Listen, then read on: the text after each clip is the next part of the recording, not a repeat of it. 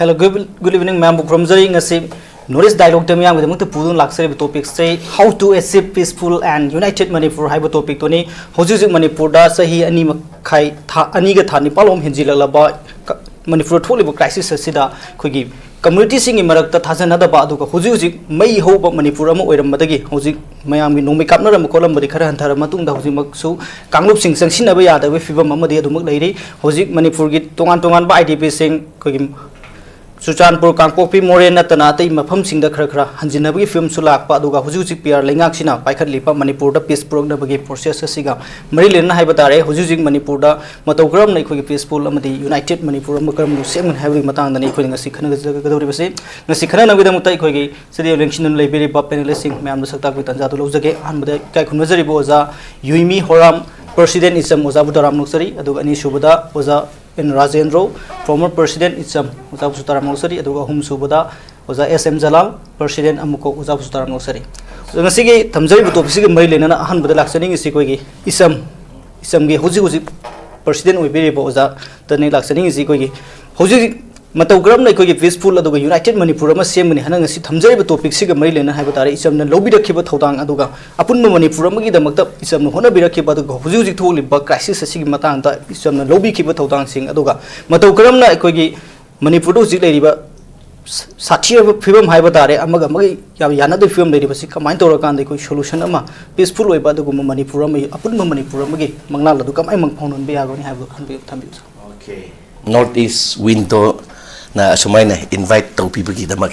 yamna thagachere aikoi information center for hill areas Manipur ICHAM haiba organization se yam peace oiba pamba organization amani May 3 2023 ki morning 8 to 11:30 se Aikoi chati anigi marakta trust deficit lainare haibise aikoi phap tabagi aikoi na emergency executive cum advisor meeting ama karam community executive aikoi gi executive ICHAM gi executive cum advisor sing bushu kauraga aikoi gi ICHAM asidati kuki maitai naga maitai pangal oina yawa organization oibanina Mayam si kauraga ayuk ta aikoi meeting tawe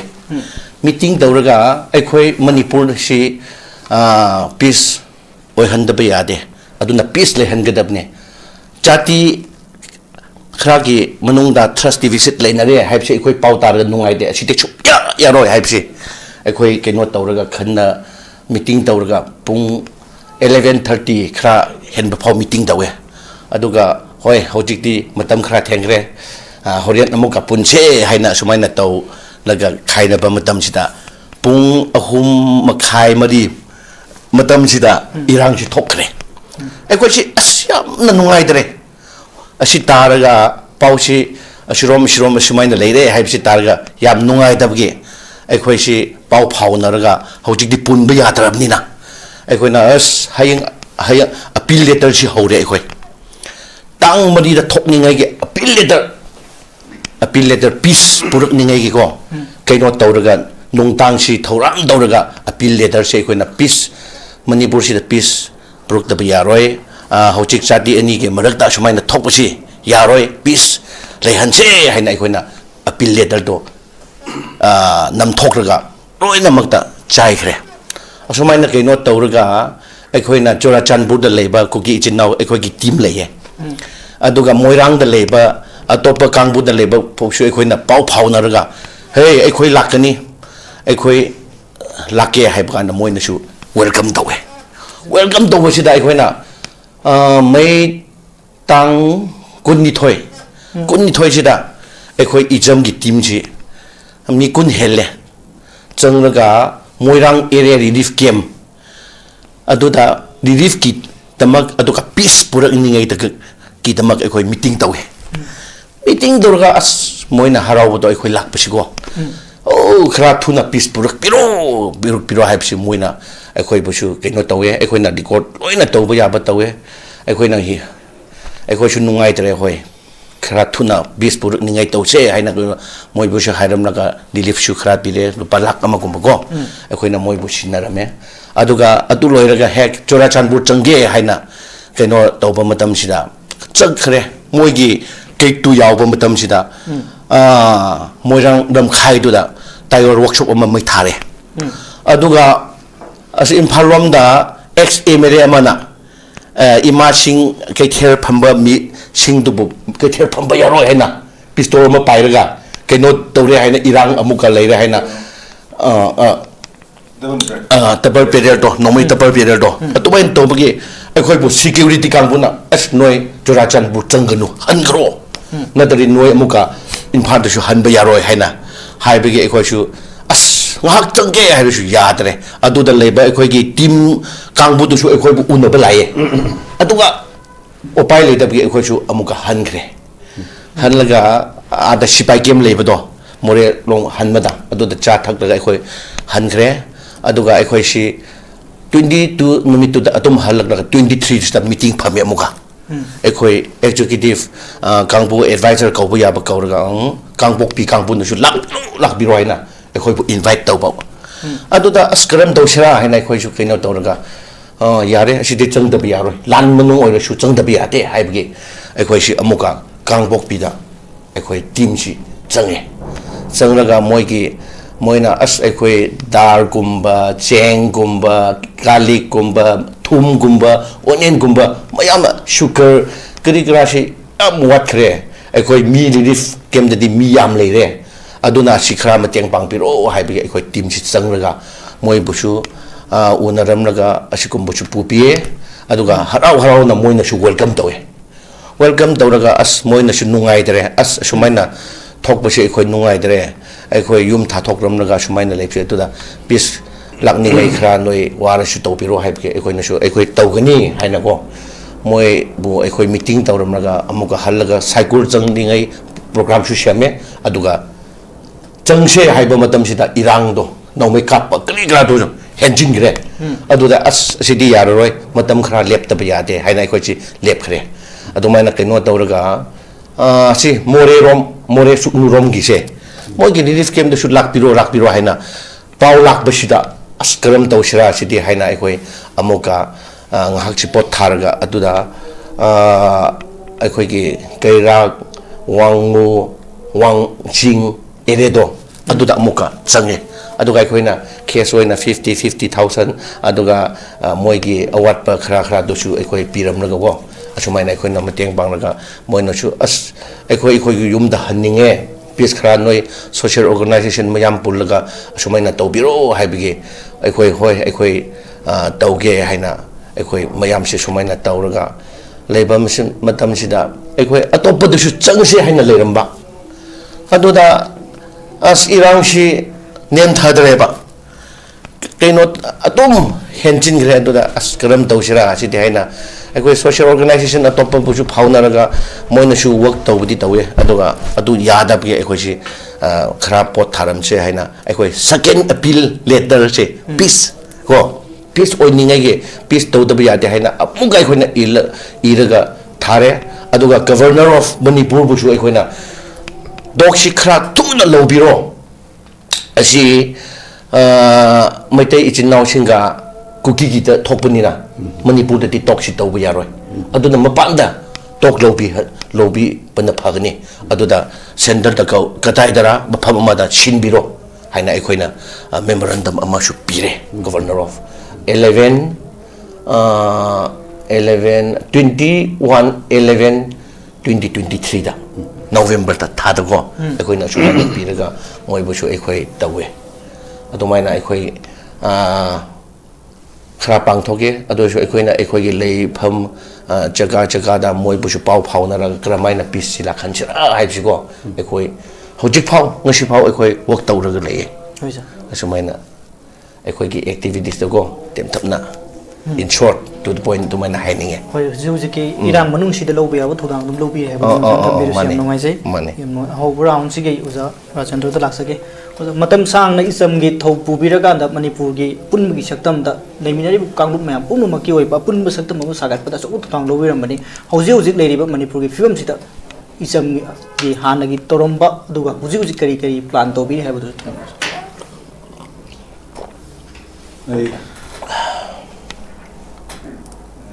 सुंदोगी साफ सिंह दुगा यंगबिरु बिरु खुदिम इका कुनबा चरी अखोय person ना खरा दुम थंबी करे लान सिगी हौरपदा तो ठोकदबा नुमिन मक्सिदा अखोय the information खर लेबिदगी अखोय अथुबु मीटिंग तौर कांदा अखोय नगाराम द फमनी मीटिंग्स अदुगा ngasigi rally si loiraga athubuda akhoi keso aduga kuki che sipesation kuki traffic ko makoi se akhoi athubuda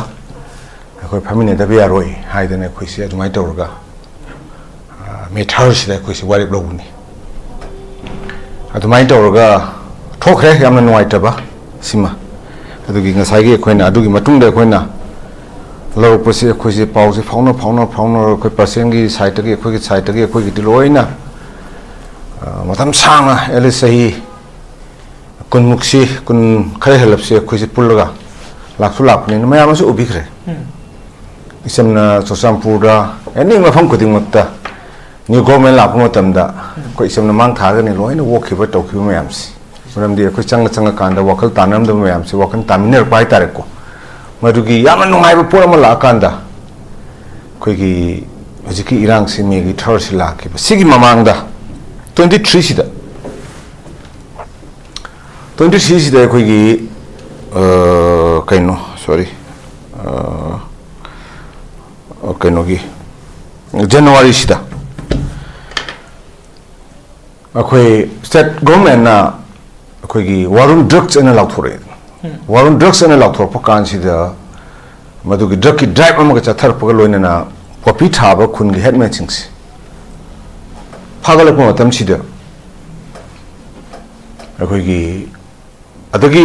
सम ओजिक्ति सोशल मीडिया थोबनिना पॉपी से कुकी ने थाबनी हाइबगी पोट अम सुम थोरपनिना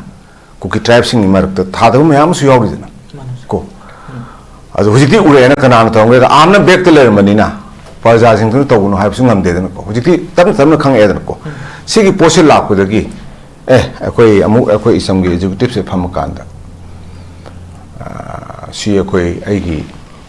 चुचामपुर की अखोई इसम की टीम फाउनर कांदा अखोई केसो चिफ एसोसिएशन अदुगा अखोई चुचामपुर रो नाशनल ले केकेएल हैदना अखोई मोइसे पुल कांदा एलएस 100 नि थौगुम पुल कांदा अखोई चुचामपुर की अखोई कम्युनिटी हॉल अमदा चौबा मिफम कोई पांगथोए मिफमदुदा सिगी पोस्ट तौरगा अखोई चावना मिफम से पांगथो कांद government फागल अबनिना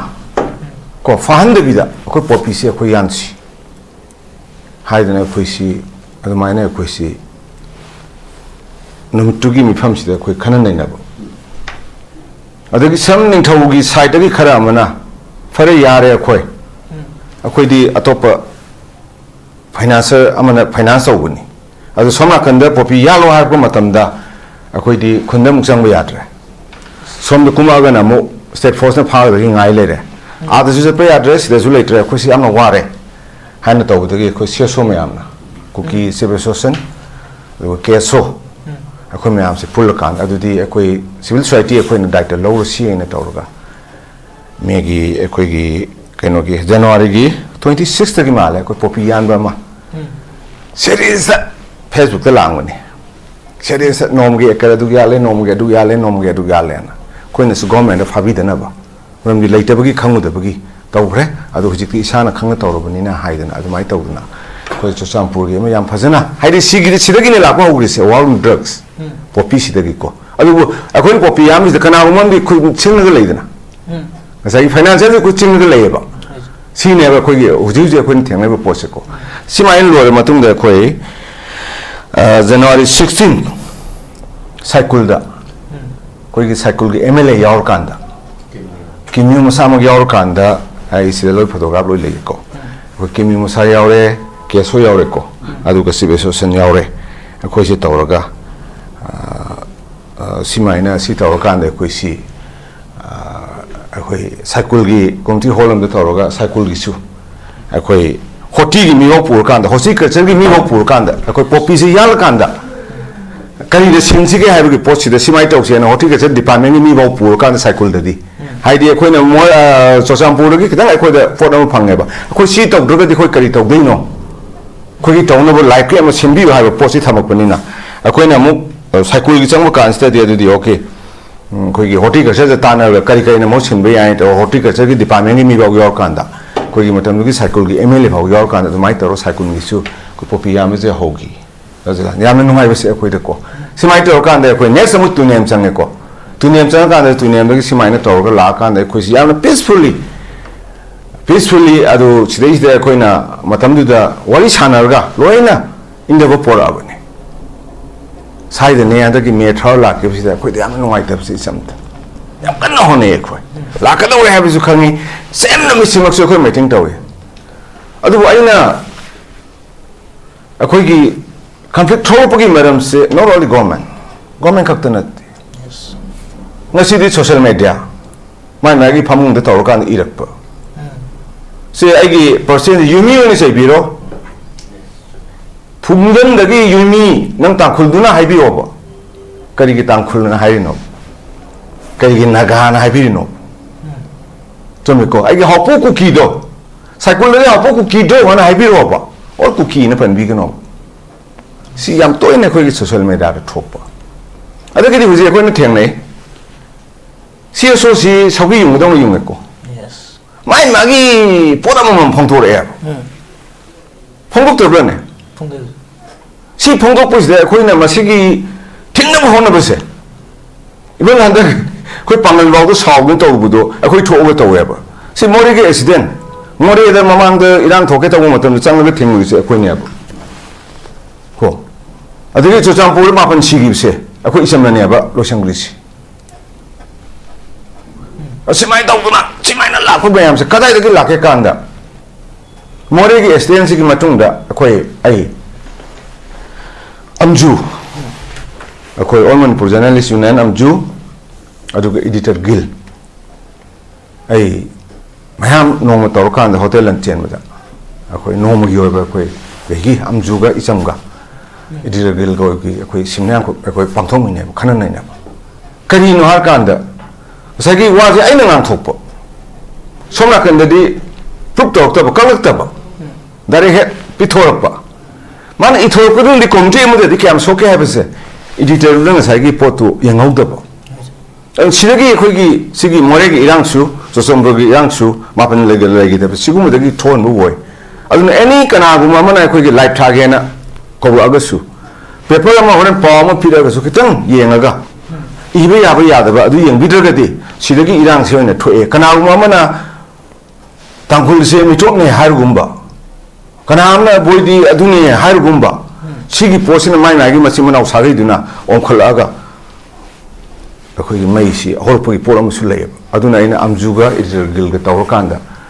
normal gi oba ko mi pham tawr kanda any akhoi gi live thab gi chakka da bor ga su matam di ko yam sensitive boy matam do adogi any pau tawr ga su kadang kok na taw bidra ga di yaro na tawr kanda amju ne irgil ne ko tawr kanda more gi extension gi mathang se akhoi tamo ga kham home minister oi bane nungdang je ko mayam tamo gi te sala ga ko no wai je tawr kanda adumai tawr ga khoi WhatsApp Facebook se khoi hapta ma thing den ko amju go khoi ga tawr kanda sigi po se khoi si so ko dim to le hen nga elis mai te gi bi ai naga gi bi ai pangal gi bi ai kuki gi bi ai manipuri pali den manipuri jati kya le se moi khangdri si hanan ko kham ma thok ta ba si so gi leader oi ga tar ga ti okay khoi le mina he government na bezia ma se me ko bezia sa se ba khoi government ni mata se so lei bra adu se so kya no adu sidi ya sidi phajana ta bi um yam akhoi su yam kun ne ele sahi kun mari banga si miyam gi ko thabuk tor ga la ba ni aduna akhoi ichamna any akhoi ni meeting ma ta go matam da ai senapati gi netra ga chocham pu gi mi ma yaw matam da akhoi resource logti ma la phu ngai maram di kai no chocham pu gi chan bi do ai na khang de ba ukhul di tangkhul da try kya lai moida ukhul la ga lo loi ma na de ba yes lo loi to nga le ba aduna tangkhul ma wat pa de khoi isam gi de khoi wipe log de ba simai tok da valley de lai ba se so mayam su community chudra ga di to bi ga no ware se hujik som da khoi gi eji salama lak thoe ko eji salama lak thoe paman ne khurai da ha se ba mana pa bi lup kya tho le gi jalana lak tho di ai gi tim ni thok thri ne ba ai ne lak tho na jalan tim do thok thri ne si mai ne lup ya ma pusin ma rum le kai jo khai tho ga le ba si ne ma ma ga si gi lan se a khoi mai thi ne gi ma sa ma ko misan khong bu de ma tam chi da cái giống như social media đấy, giờ mà cái press am hạp mà nó chừng cái tum này cái xong là cần đó cái số kháng cái đó làm đi sẽ lúa halak pa mình những hành động như thế này cho sát ta đi mà đi giờ mà tum này nó cho mà nó kèm xem sai ba mà nó ngang cái đó mà cái sakti cái nam này ba chung ra ở trong cái post đấy có collective way na ta nó can cô ai ngang post em sao vậy Bangal ngang post sao vậy Jalal nó sai xe ba YUIMI nó sai xe ba naga me ama ai nan su chi ai hai sai me am cha ga ne a khoi 2000 gi ru ma bu si swear gi ma tang du da ya man nuai te bo por ma thop da gi si khoi santi pok ta bi ya ro ko khoi lam na ga ni ko to kan si sai me am cha ga ne adu pal sum sai bi ga dro sunga bi ga dro phong ga du ji khoi si da lup ama na ha ko ma tam da khoi kari hai ngam ge ne a da di ka mai to ba mo si lai bi ne to ro si khang ga ngang na si hai ba ne da Sida sum thola ga ai gi no ai sim ngang re no wa ri yeng na bi ngang du di to pi hai ba jati kun tra ga mari ne lai se khoi si gi pun ngang bi hai ba adu wa ga di jati kun tra mari ge ngang ko matam da ujik su khoi gi kai no si hoi ujik ki se ki tang khoi da khena ba lai khra khoi na ai ngasai percent na habi ba da khoi cho champur chang matam da khoi pot se go ne ra sa adu ngasai lai buk thi ba che kwang gi to ki ba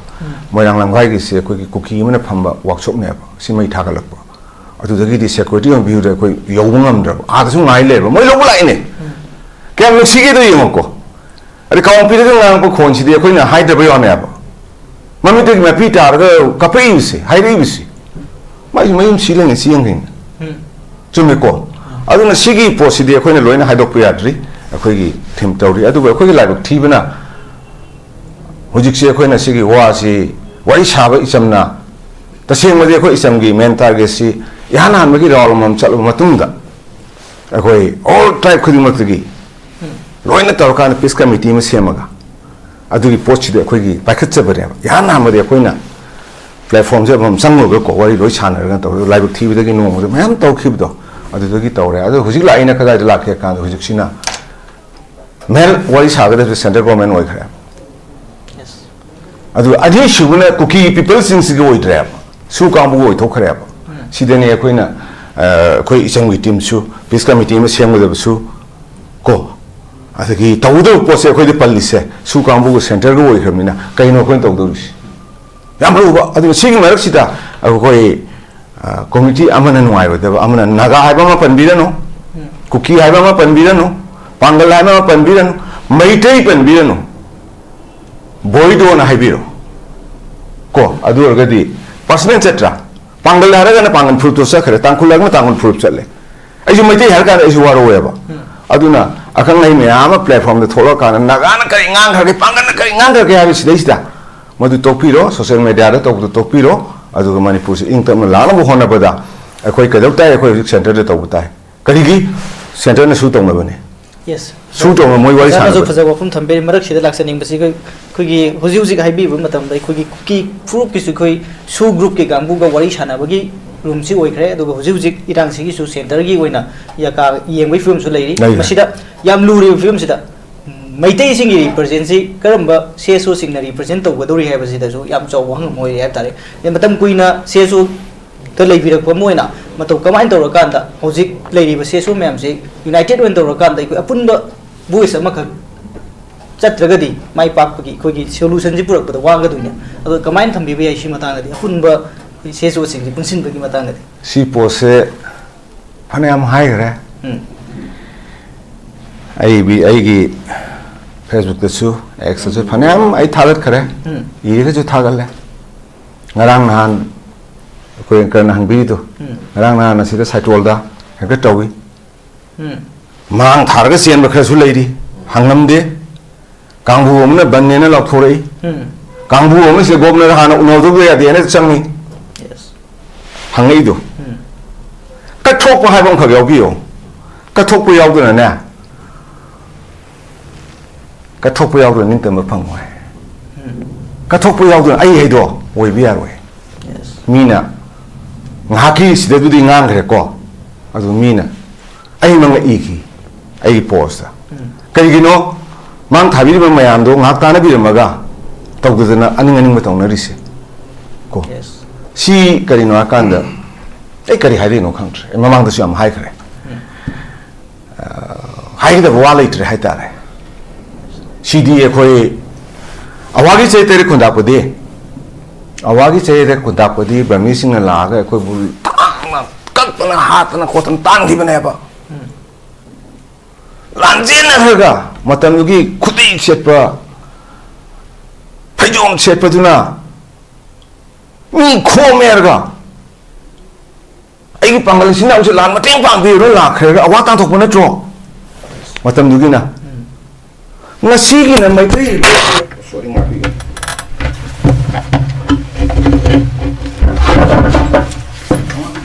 kai ko sita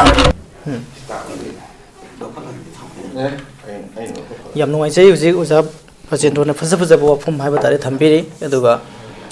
an brown sigi mathang round da muk lak sei ro ji da ma khata ha ma yam da su no ai ro hoi aduna ha hujik ki sina question laga akhoi ma pan thon ring ne lala mi se anti khena bani ko amana akhoi je tan thokra bani yes Bangladesh lai khiba mai tei Kasar lai khiba mai tei Assam lai mai ko Tripura lai mai tei se matam du ki land chen khiba ngata ne madu du ki mission kho mer ga land ta mer ga awa ga tan thui ne sahi tere ki matung ngasi koi sahi ke phare karma jaga me koi phak si ke kana khana ba lai re si tim ji ga koi pul ga si tok si wali sana se kana lai re si manung si irang to isero sei to isero taban chuang isero bo lai rau isero bo si ne di kadai da ki ai di ma chu hai gare ko adu si gi lan si ga awa gi lan to ga am thi khenai ba adu na so I luching ba sing da nui ne khoi da hai bi British lai ning thong masim na ma na da bi mo ma na da bi British Manipur sang ki bani awana khudum cham gi ning thong masim na mo ma na da bi ning thong ning wadai ni handa su lan manu je kar gi noi masim ma na dri no si so oi gara MLA sing oi gara akhoi ma na da bi khoi mi kha poli metro jik sa ma na mu na kar gi lan chi nga ga tan thok khra ba ada gi lan ni sema ga di tan thok na mo ga si si de khoi la ga su yam lai ga kar gi moi khu jok khra kar gi khoi ngam da ba kar gi khoi central government tai ngam da ba hang bi du ho khang yam cha ga lai khoi da chi moi moi na khang ni da ba ni ai hai dong ma ti ang kar gi kai no isi ma tam ga am rounds noi sei aduga an brown sigi uja jalan da lak sage khoi huji huji ngasi thamjai bu topic hai batare Manipur si hujik lai film se adu puning nung si ngai hai batare Manipuri amoina adu film si combine tawra kan da solution pro ya gani le CSO to bi mo in hai tare Manipur da CSO se adu ki matik khoi ma'am ngang bi ki ma'am su dum hai bi re adu ki matik masing yam khalai nong nong ma adu adu combine tawra kan da one voice ta apun ba united way Manipur ma sagan na bi manglan da kam dong na section be ya gani adu Howjek yam nungai akhoi information center for hill areas Manipur ko isam samne sam hai kanda khanaba sibamba akhoi lup sina haukheba matam da akhoi Manipur sida akhoi laiminari ba kanglu phur mayam chigi marakta misunderstanding khara laire miscommunication khara laire saukhat khongthang gi matang da thong manadaba khara laire masina maram moira kanda akhoi tongan ba political element kya amana su misinterpretation tawnadana praja sing sigi marakta akhoi misconception mayam ma create tawre maduna maram moira kanda nomadi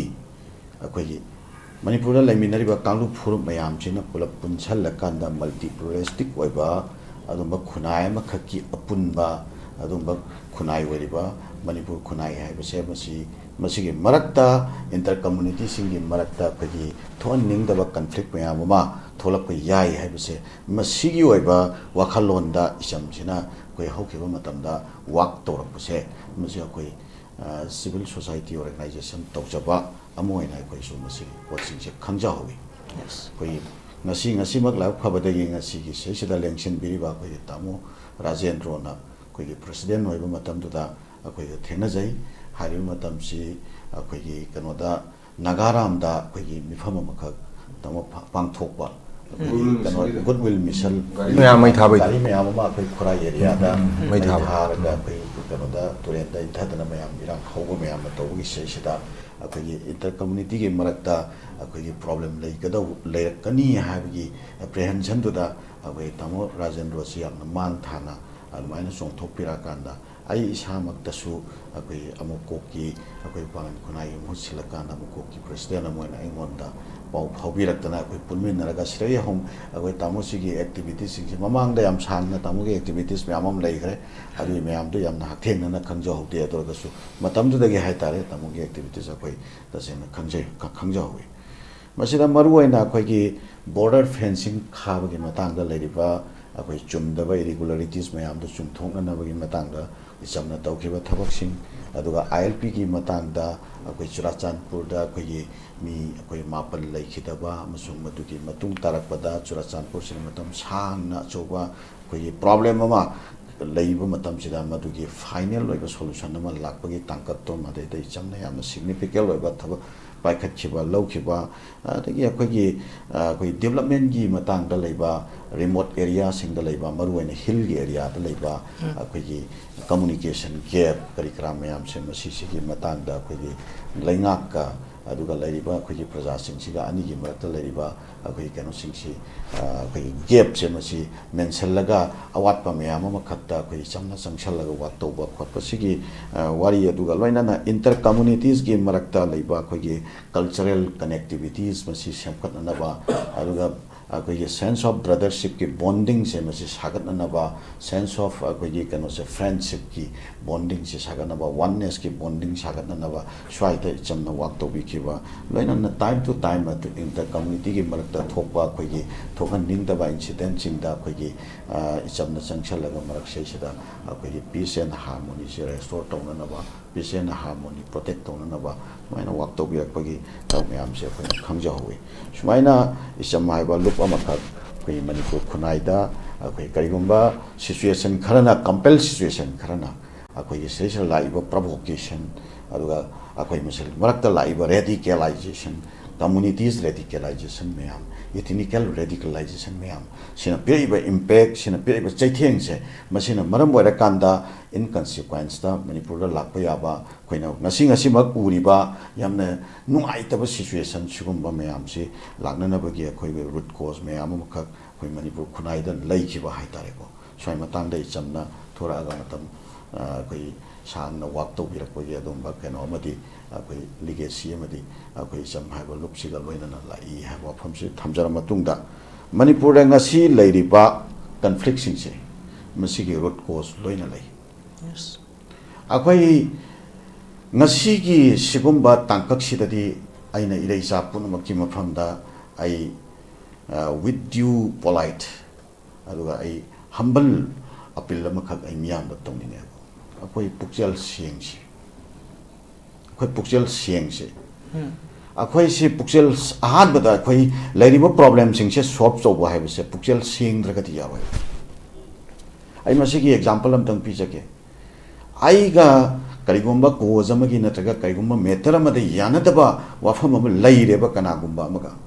masesida atopa side sina pukjal siengdana aingonda injustice amakak impose tawna ba aingonda sum hona ba matamda ai da kamaina ai thamoi sine accept to gadoi no go Yes. compel situation dagi ngatang tuminna leibadi yaye ba ko tamsung ai thamoi da leiriba nuai tabagi aingonda leiribu omchak na ba wakhal do madudi sentok pa suam ga moy masi sentora kadoi je kai kan don hai kanda akhoi masal gi marakta akhoi puksel senara kanda akhoi si sentok pagi tangkak se si kokna bagi tangkak ama soidana lakane ba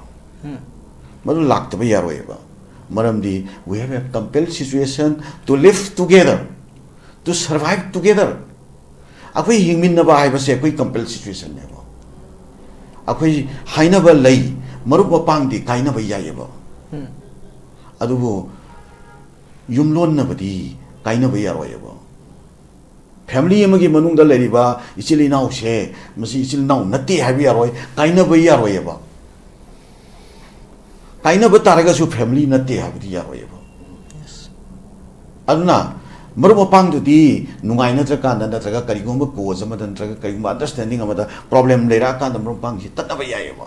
adu aigi yumlonnabasidi ma adum yumlonnaraga leigadorimneba ade taragadi yumlonnariba misiga aigagi marakta adumba hu thumnarakanda nungai nataba situation sum thamnarakanda akhoi future sina nungai yaifana akhoi welfare oiba livelihood ama akhoi future sina leiba sidi never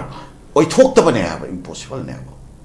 ade taragadi akhoi leiminariba singchigi marakta leiriba akhoi warum thorum na yaba nungai na taba yaba pena taba yaba situation singse masi akhoi understand tomin na bam chan ha ba impartial way mo mong ai gi kanglup ki way ba mieng dagi pi ba narrative na taba reality da yum pham way ba fake da yum pham way ba adu gi pot ching du da khoi yana bam chang ya ba puksel senaraga se suppose ai gi way ba parta ai na di chumboy khalamba adubu realities aduna di aingonda proof toraba ai chumde hamsi proof toraba sigi matam tu su ai gi oibe ego sina banam oira kanda ai chumme na sum mukka ga leiba taraga di problem sigi solution sugat la oya adu taraga di akhoi se buksel sengna bam chane swai matang sida ai khitang academic oiba pot ama khak ai hangat chage akhoi matam mada akhoi Union of Soviet Socialist Republic USSR haibse mase republic taraga humdoina tongan ba republic taramdoina pullaga saba dumba Soviet Socialist Republic haibneba masige marak siresida akhoi Stalin gi matamda Khrushchev gi matamda Brezhnev gi matamda tongan ba keno myamum kha thokhidana moi Voltaire reason na singba tongan ba republic myam siresida pena daba nuaina daba myam kha phungala ya injustice me among talking the minority singsi minority republic singsi phungaleba nakalam romdana kari toriba Russian Federation haibsigi majority oiba Russian Federation sina Russian nationalism gi hokje kan kankalapodagi atop apipa country republic singsina tokhai taning bagi akan wakhalama laeba maruina Voltaire reason da horeba mase Estonia ko Latvia Lithuania ga hariba sigi mafam siksida horeba si matamsida Mikhail Gorbachev haiba adumba USSR ge last president che masina madugi laina mayam che khangakna masige laina mayam che layeng nanabagi adugumba political mantra ma puthoeba karma mantra perestroika and glasnost kari akhoi si mamangda leinakhiba nungaina ta ba penna ta ba mayam che teng na haiduk na se na openness and frankness loi teng na koi thamoi dam ta thamna da ba thamoi da losal da thamna ba se problem ne ba hayenggi problem ne ba thamoi da thamna roi se ba teng na haiduk na se ba then adu haiduk da matungda achumna karino aranmana karino haibdu khangam matungda achumbado adugi potuda aigi oiba party gi achumbaduda aina lalamba taragasu madugi damta aina forgive to biyo haiba taiba yes aduga atopa nakal adunasu machin manaugi oiba wakhalda akhoi compel situation laiminabagi compel situation adudi yenga kanda akhoi forgive to ma thok taiba aduga forgive amasung forgive tonaraba potsinga do madu akhoi na forgetness darkar lay kau thokkiba amuka lang thokkiba adu potsing sum pairaga akhoi na sum warum thorum na bagi pot oina sum pairaga leho bataraga di madu problem ma akhoi na mai ching oina sum khilaga thambaga chapane ba ana akhoi tunggi generation da problem piram moise haiba taraga di akhoi offenness and the forgive and forgetness masi darkar layba masi Mikhail Gorbachev na matam hubokiba adumba political mandrani masi ME gi political science ta karida ma da topic oina masi hapaga yam phajana kano tongnaram bani matam da swai da koina lakchani gi di Manipur da ngasi lairiba akhoi ga kanglo furup mayam se Manipur haiba se akhoi gi community amagi ꯂꯩꯄꯥꯛꯇꯤ ꯅꯠꯇ꯭ꯔꯦꯗꯅꯀꯣ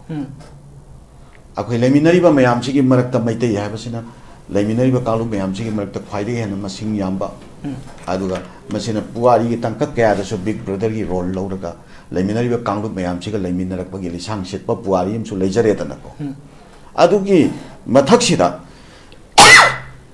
तोगान तोगान buck community मयाम की component दे कोई पुन्ना कोएक्सिस्ट तौमिनरियबा अदु बतारे गदी मणिपुर हाइबा अखोई multi प्लुरलिस्टिक ओइबा अदुगुंबा कोई तोगान तोगान बक community मयाम खना कोएक्सिस्ट तौमिनबा मफम असिदा कोई community लैनरिबा पुनमकसे मसी अमतु ओइना नुंसिननबगी ओइबा अदुगुंबा कैनोसे मंत्र सि करिनो अखोई नुंसिनरा कांदा अखोई ओइबो वननेस तो लेरा कांदा अतोप मपानी शक्ति इमतने कोई मरक खुद चंगप ngmoyeba higai changap ngmoyeba hauji manipur si higai tap tang kai changapne कोई मपानी शक्ति म्याम खना यस मपानी थसर का नमर थसै जुकी हिगाई चंगी से सिगी मरक सिदै कोई मणिपुर हुजिक लेरिबा सिचुएशन से कोई मणिपुर दे लेमिनरिबा खुंदा मिनरिबा फुरुप सिंगना मागी मागी फुरुप सिंग खक्तगी ओइ वखलोल अमा की ममीसु ताब्रा कमाइन येंबे लीडर्स कोई कम्युनिटी बेस द ओइबा लीडर सिंग ओइना थोलकपा कोई अपुनबा मणिपुरी अमो ओइबगी लीडर नेक्स्ट तो नतबा कोई मागी मागी कांगलुप तुगी ओइना interest थबक तोबगी ममीसु ngasi ki keno se oidagi fibam se mami tabra kamai to isi matang ai masi mamangda khetang ai santokna haibagi khong chawa phangjaudre akoi manipur la leriba problem jing si root cause loina laye yes ado root cause sing si akoi nei na ba taragadi yamna pak chaugani root cause sing si khare hena pak chauwa mafam amada phajana one by one academic oiba mongda akoi research based oiba mongda yamna phajana akoi masi thamaga नैनबो मथौ ताई impartial ओइबो मोंदा कांगलु खुदिंग मक्सि मागी perspective तगी narrative सि पिनर कांदा अखोगी nationalism की interpretation पिनना बखोनरा यस मसी नंबर 1 अखोगी मणिपुर लेरिबा कांगलु मयाम सिगी मरकता एथनिक क्राइसिस लापसे अखोई एथनिक डायलेमा ला इसे सिसिगे मरुइबो रुट कोस या तैने यस मरुइना अखोई मणिपुर दा अखोगी मतम अमदा लेरंबा अखोगी किंगडम हाइबा तारे मैतैगी किंगडम अदुगा लोइनना कांगलु फुर मयाम से पुन्ना कोएक्सिस्ट तौमिनरमगी सोसाइटी रो अदुगी सिविलाइजेशन दो मदुगे मतमदा अखोई पुन्ना अखोई प्रिमिटिव ओइबा मोंगदा अखोई एंशिएंट की मतमदा मेडिएवल की मतमदा इवन मॉडर्न की अर्ली पार्ट फोबा अखोई पुन्ना कैंप प्रॉब्लम लेतने एक्सिस्ट तौमिनर खराबनेबा यस अदु सिगे मतुंगदा लाख्रिसि कैना कांदा मपानगी ओइबा अखोई धर्म चंगपसि फैक्टर अमनी नंबर 2 अखोई ब्रिटिश लाखिबसि फैक्टर अमनी नंबर 3 इंडिया दा पुनखिबसि फैक्टर अमनेबा सिना मरम ओइरकांदा अखोई लेजरंबा मसागी मनिंग तंबा मांगखिबा सिना मरम ओइरकांदा अदुगा मैतै कांगलुप की ओइबा अदुबा मैतै कांगलुप की लेजरंबा अदो मागी अखोई मपानगी धर्मना मैतै बहुत सिलखिबगी तांगकसिदा मैतै बुतखिगा तौरब्रा हाइबसिगी मैतै रिनासांस लाखबगी मैतैगी ओइबा रिनासांस तौगदमनि हाइबा मूवमेंट लाखबगी सिगे पार्ट्स सुमरो फैक्टर अमनेबा अदुगा मैतैगी रिनासांस लाखबसिगा इरोइनना मणिपुर की मांगखरबा निंगतंबा हंजनगदमनि हाइबा पोट असिगा अनि से पुन्ना कोय अनि से मसे सेनमै एमगी ममाय अनि पानबदौना पुन्ना चमिनखिबसिसु मसिसु मरुइ फैक्टर अमनेबा सिगा लोइना अखोई क्रिश्चियन लाइन चप्पा अदुगा नाकल अमरोमदा अखोई ट्राइबल सिंगसे मसिसिगी वाइबा तोंगानबा अदुगुंबा ड्रीमलैंड अमखक सागतगदबनि हाइबसिगी कंसेप्ट क्रिएट तोरकेबसे मसिगी कंसेप्ट से क्रिएट तोरकनबा ब्रिटिश न सो अखोई लांग थामेबा अदुगी लांग थाकपसिंग अदुदा ट्राइबल के लीडर सिंगसिना फॉलो तौखिबगी पार्ट लेतबा नतेबा अदुगी पार्ट सिसु फैक्टर अमनेबा then aduge matung tarakpada akhoi tongan ba akhoi kuki selinau singge su akhoi manipur sesira makhoi goiba homeland ama sakadamni haibase 1940s dagi hore ba makhoi su sigi tem torpase siso factor amane ba nakal amoromda akhoi manipur haibasiga maitei haibasiga ani se simnomni masoina lakpagi factor sing si rut cause amane ba sumaina lakhiba mayam chena kanglup ki oiba interest da akhoi nationalism ki interpretation se manipur se define tongnarakba matang amsu leigreba nakal amoromda naga gi oiba tongan ba separate nagaland namagi aduba naga gi oiba tongan ba dreamland namagi interpretation nakal amoromda kuki homeland ki interpretation nakal amoromda kanglup ki oiba mieng da manipur bu interpretation tawbagi tangkak sigi mayam sigi factor mayam sina yomaga sigi marak sida mapan gi adugumba india da pulro matungda india gi manung dal leiba adugumba right wing fanatic agencies मैम की मणिपुर सिरेसिदा लोन अमसुंग फोंगना पिरकपा दुगुंबा साफु मैम खक्सु लैरिबा सिसु फैक्टर अमने अदु सुंबा फैक्टर मैम सिंगसे मसिना अखोगी सिरेसिदा ngasi मागी मागी ओइबा इथनिकिज्म द युमफम ओइबा इथनिक कल तमा सागतरक बनेबा सिना मरम वरकांदा आइगे कांगलुप सिना महेल ले अतोपा कांगलुप सिना चुमदबनी आइगे कांगलुप न अचुमबनी हाइना पीबा इंटरप्रिटेशन अमा लाकपसे मसिना मरम वरकांदा कनागुंबा तोमबना अरानबम तोरंबा कांदा तोमबसे तोम मणिपुरी ओइना ट्रीट तौदबा तोमबसे नागा ओइना ट्रीट तौबा तोमबसे कुकी ओइना ट्रीट तौबा तोमबसे पांगन ओइना ट्रीट तौबा तोमबा मैतै ओइना ट्रीट तौबा सिगे इंटरप्रिटेशन सिना मरम वरकांदा कांगलुप मसेलगी मरक्ता सेंस ऑफ हेट्रेडनेस से सागतरक बनेबा सेंस ऑफ हेट्रेडनेस से सुम सागतरक पसिना सेंस ऑफ हेट्रेडनेस सागलकoi तंका किरा मपानगी कांगलुप मसेल खना हलागा मदुदा पॉलिटिक्स तौबा दुगुंबा एलिमेंट सिंगसु सिगे मरक्सिदा फुएलिंग तोरकिबा तंका मयामम लेरपदगी अखोई ngasiगी अखोई इथनिक मसेलगी मरक्ता पोखाइरकपगी तंका सि लाकप्रा हाबसे अखोई ऑब्जर्वेशन ने आदो मसेसिदा अखोइना वाट होबा अखोइना सोंजा होबा अखोइना वाचा होबा हायरगदी अखोइ मणिपुर से ममांगैगे मतमदा अखोइ पुन्ना को एग्जिस्ट तौमिनरमेको ब्रिटिश न मुनग्रे मणिपुर की शासन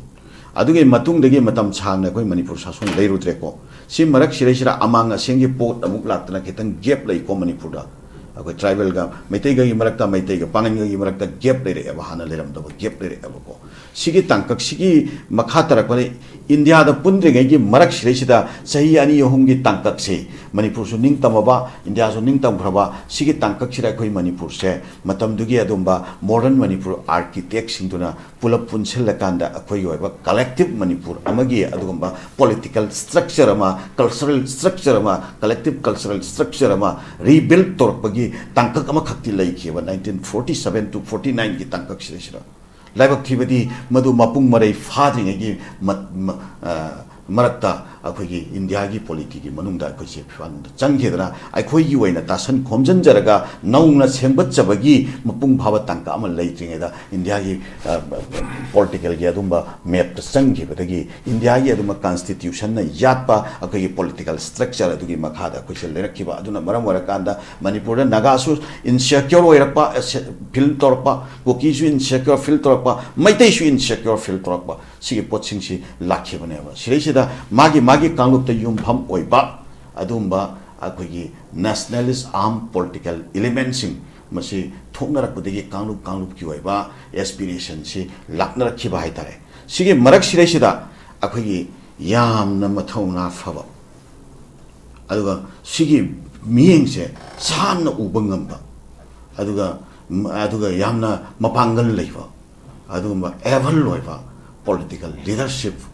अखोई मणिपुर की खुनाइदा लैबा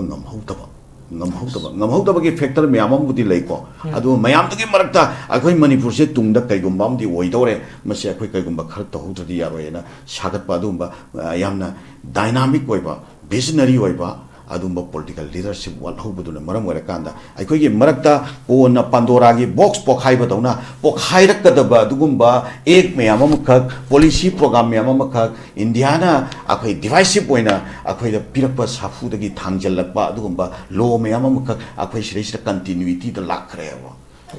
सिगी रिजल्ट सिंग असिदी अखोई थोरखरबा नत्रा ngasi सही अनि खरे हेनबसे अखोई सिरेसिदा अखोई टर्मोइन द लैरे अखोई पीपल से ngasi अखोई मायोन कदाइदनो अखोई तुंगी फ्यूचर कदाइदनो अखोई लोइनम आउडरेबा को आई हाइजगे कुकी सिंगसु नुगाइबा नते अखोई मैतै इसिलिनाउ सिंगसु नुगाइबा नते आइना सेंगना खंगजावे मणिपुर के पांगन खुनाइना सेंगना खंगजावे 2023 की मे की तांग अहुम की अदुंबा लाइबक थिबे इंसिडेंट सिदा हता गोलापति की सिगी एरिया से सिरेसिदा खुराइदगी लमलोंगदगी स्वयं लेकाइदगी तोंगान तोंगान मफमदगी मैतै इसिलिनाउ मयाम अमना गाड़ी मचादा अरे कारदा कुकी हापा पुरागा सी मफम सिरेसिदा पुरागा थाजललंबा इरांग सोमदा कंद पोद्रो कैना मई चाकनरक मतम नोमई कापनरक मतम जिरा कुकी से होलो होलगा पुरागा पांगन की जगह से थाजन बिरंबा आई मिटु होवे Yes. Then Shiragi Nini Humnigi Matunda, then other Pukre. Aki Pasemar the Pukre, Toantom from the Puraganze, Sigi Matamsida, Maite Mamakana, Aki Sana never saw Tiffin the Hapaga Puraga. She does have a tapan white dinner, cookie is the timber, a quick Howie. Nakalam that Surachan Purda labor Maite Singto. Aduna. Akogi kanona seku no mga taruni henda mo pasi am no wana aduba CRPF ki kanoda game da leiro matungda se impan do puthora amdai gi matam do adaita akogi kuki gi na me amam khangna labbi da akogi mop tongna na bigi torpo matam da kuki nupi me amam khangna lepaga makoi shokpa yaro yana hairaga tawki butu su akoi uhodra ne adu su Yes. aduti akogi masel gi marakta akogi fraza sing gi marakta akoi sida Nushinaba Adul Banki Banateo. Master radicalized Toraba Magi political Dimda Natragatoan, but Wakalona radicalized Toraba, Lana Sakraba, Lana Pugraba Adugumba Adumba, Mui Kuzo Krana Humaga Pukiba, Provoke Tokiba, pull up cookie Haina Sakiba. Pull up na my day and a sakiba, Shwai Chatpa, Baromenum Lakidana, Nasiki situation, Yokibani, a quay praza singing Marakta, cookie people Lamasum, may take people singing Marakta, a sim Manushina, we lesson do, later but Makti, not there. And a Nasiki lady of problems. Masi Nasidi solution ye part bonda, a quasi, me and sit Hamnarabanina. Aina appeal toseling body. Solution tausi hierarchy. Solution tausian a canaragat. I quam Kanabagi Wahi to the season Ragum Cheva. Lan Matam the provocate tonering in Matamda, Aqui hiding the Wahimi, Amama, twining the Wahimi, Amama, Aqui Achum boy of a shoe, and boy of a shoe, at Kalup Amana Tabata, Tamu Shokadaba, sentiment Shokadaba. I will provoke the boy in a Tokadaba, that kind of language since the hand with a self restraint toner. Yes. Angtang Tani home Katang dine, Manipur se, Anta, Aki cookies in Naushiki, my Katakishu. My tasting a provoked over my tasting a Tabadan, my way about why what I say. High vegan over kindly acquire piltoning. Nakalam from the my taste chili now singing. Maraktasu cookies in the Tab the Hector, my way about Tamu shocked about why what I say. Yarima Makai, high vegan and opposite. Adi Mota, cookies high tabulation. My take is height of ocean, even I could pang and sight the ocean. Nagata's ocean. A quay you areata. I keep pang his height, my tasting the Waro Gadaba. There you go, my hiram later, but yes, we have to accept it. A quay yabatani. But I quite can't take him by Yabanati Punai. We're putting him in the throw. I read Yabatani. My tasting in my Kaita. Topakalubna, Nungai with the Adumba, or from the Taragasu. Criticism except over Tabani. Criticism cheque, Taba, number Tabani, except over Tabani. Aduga, cookies in my Kaidasu. Kaikumba, Makogi, Ladiba, Akogi, Kanogi, illegal migrant issue boyshanu, Natraga Kanogi,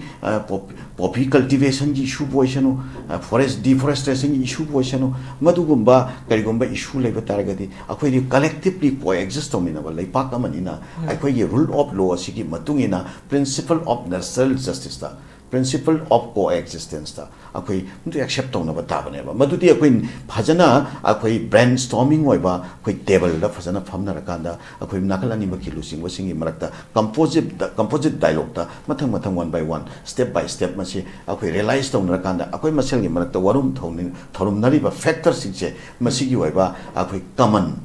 a quick realization of a common understanding of. I could put about my kid on the sanction. Sige my arms is sanction, but the quite again Marueva factor say. I could use Manipur Siri the center na Linga Pyraga center the administration Toraga labor taragati. I could get lady but ground reality things. Message that we walk to Sway away. I don't know. Lamdam Sigi Mihutna. Aki Lamdam Se Amukanda. Aki popular government among them restore Tora Matunda. Let them give another chance to rebuild our state. Kung masel yung marakta lariba problem jing siya masisigi waiba solution among Purana Makoida, rebuild Tonanabagi, Adam chance of Makoida, popular government of Puraga Pipam Toeva. The popular government Puraxia, Haiva Matamda, Akui Ladiva legislature Singchu Kazitan, sacrificing spirit the car libra. I Haiva Wakalonje Tadok Narakanda, Akui collective Poiva, Dumbo Wakalon Namakata, Yanaba, Yanadaba Hana, Lainaramba Singado, Tadok Narakanda, consensus Poiva, Dugumba, leadership of Maputok Nanaba.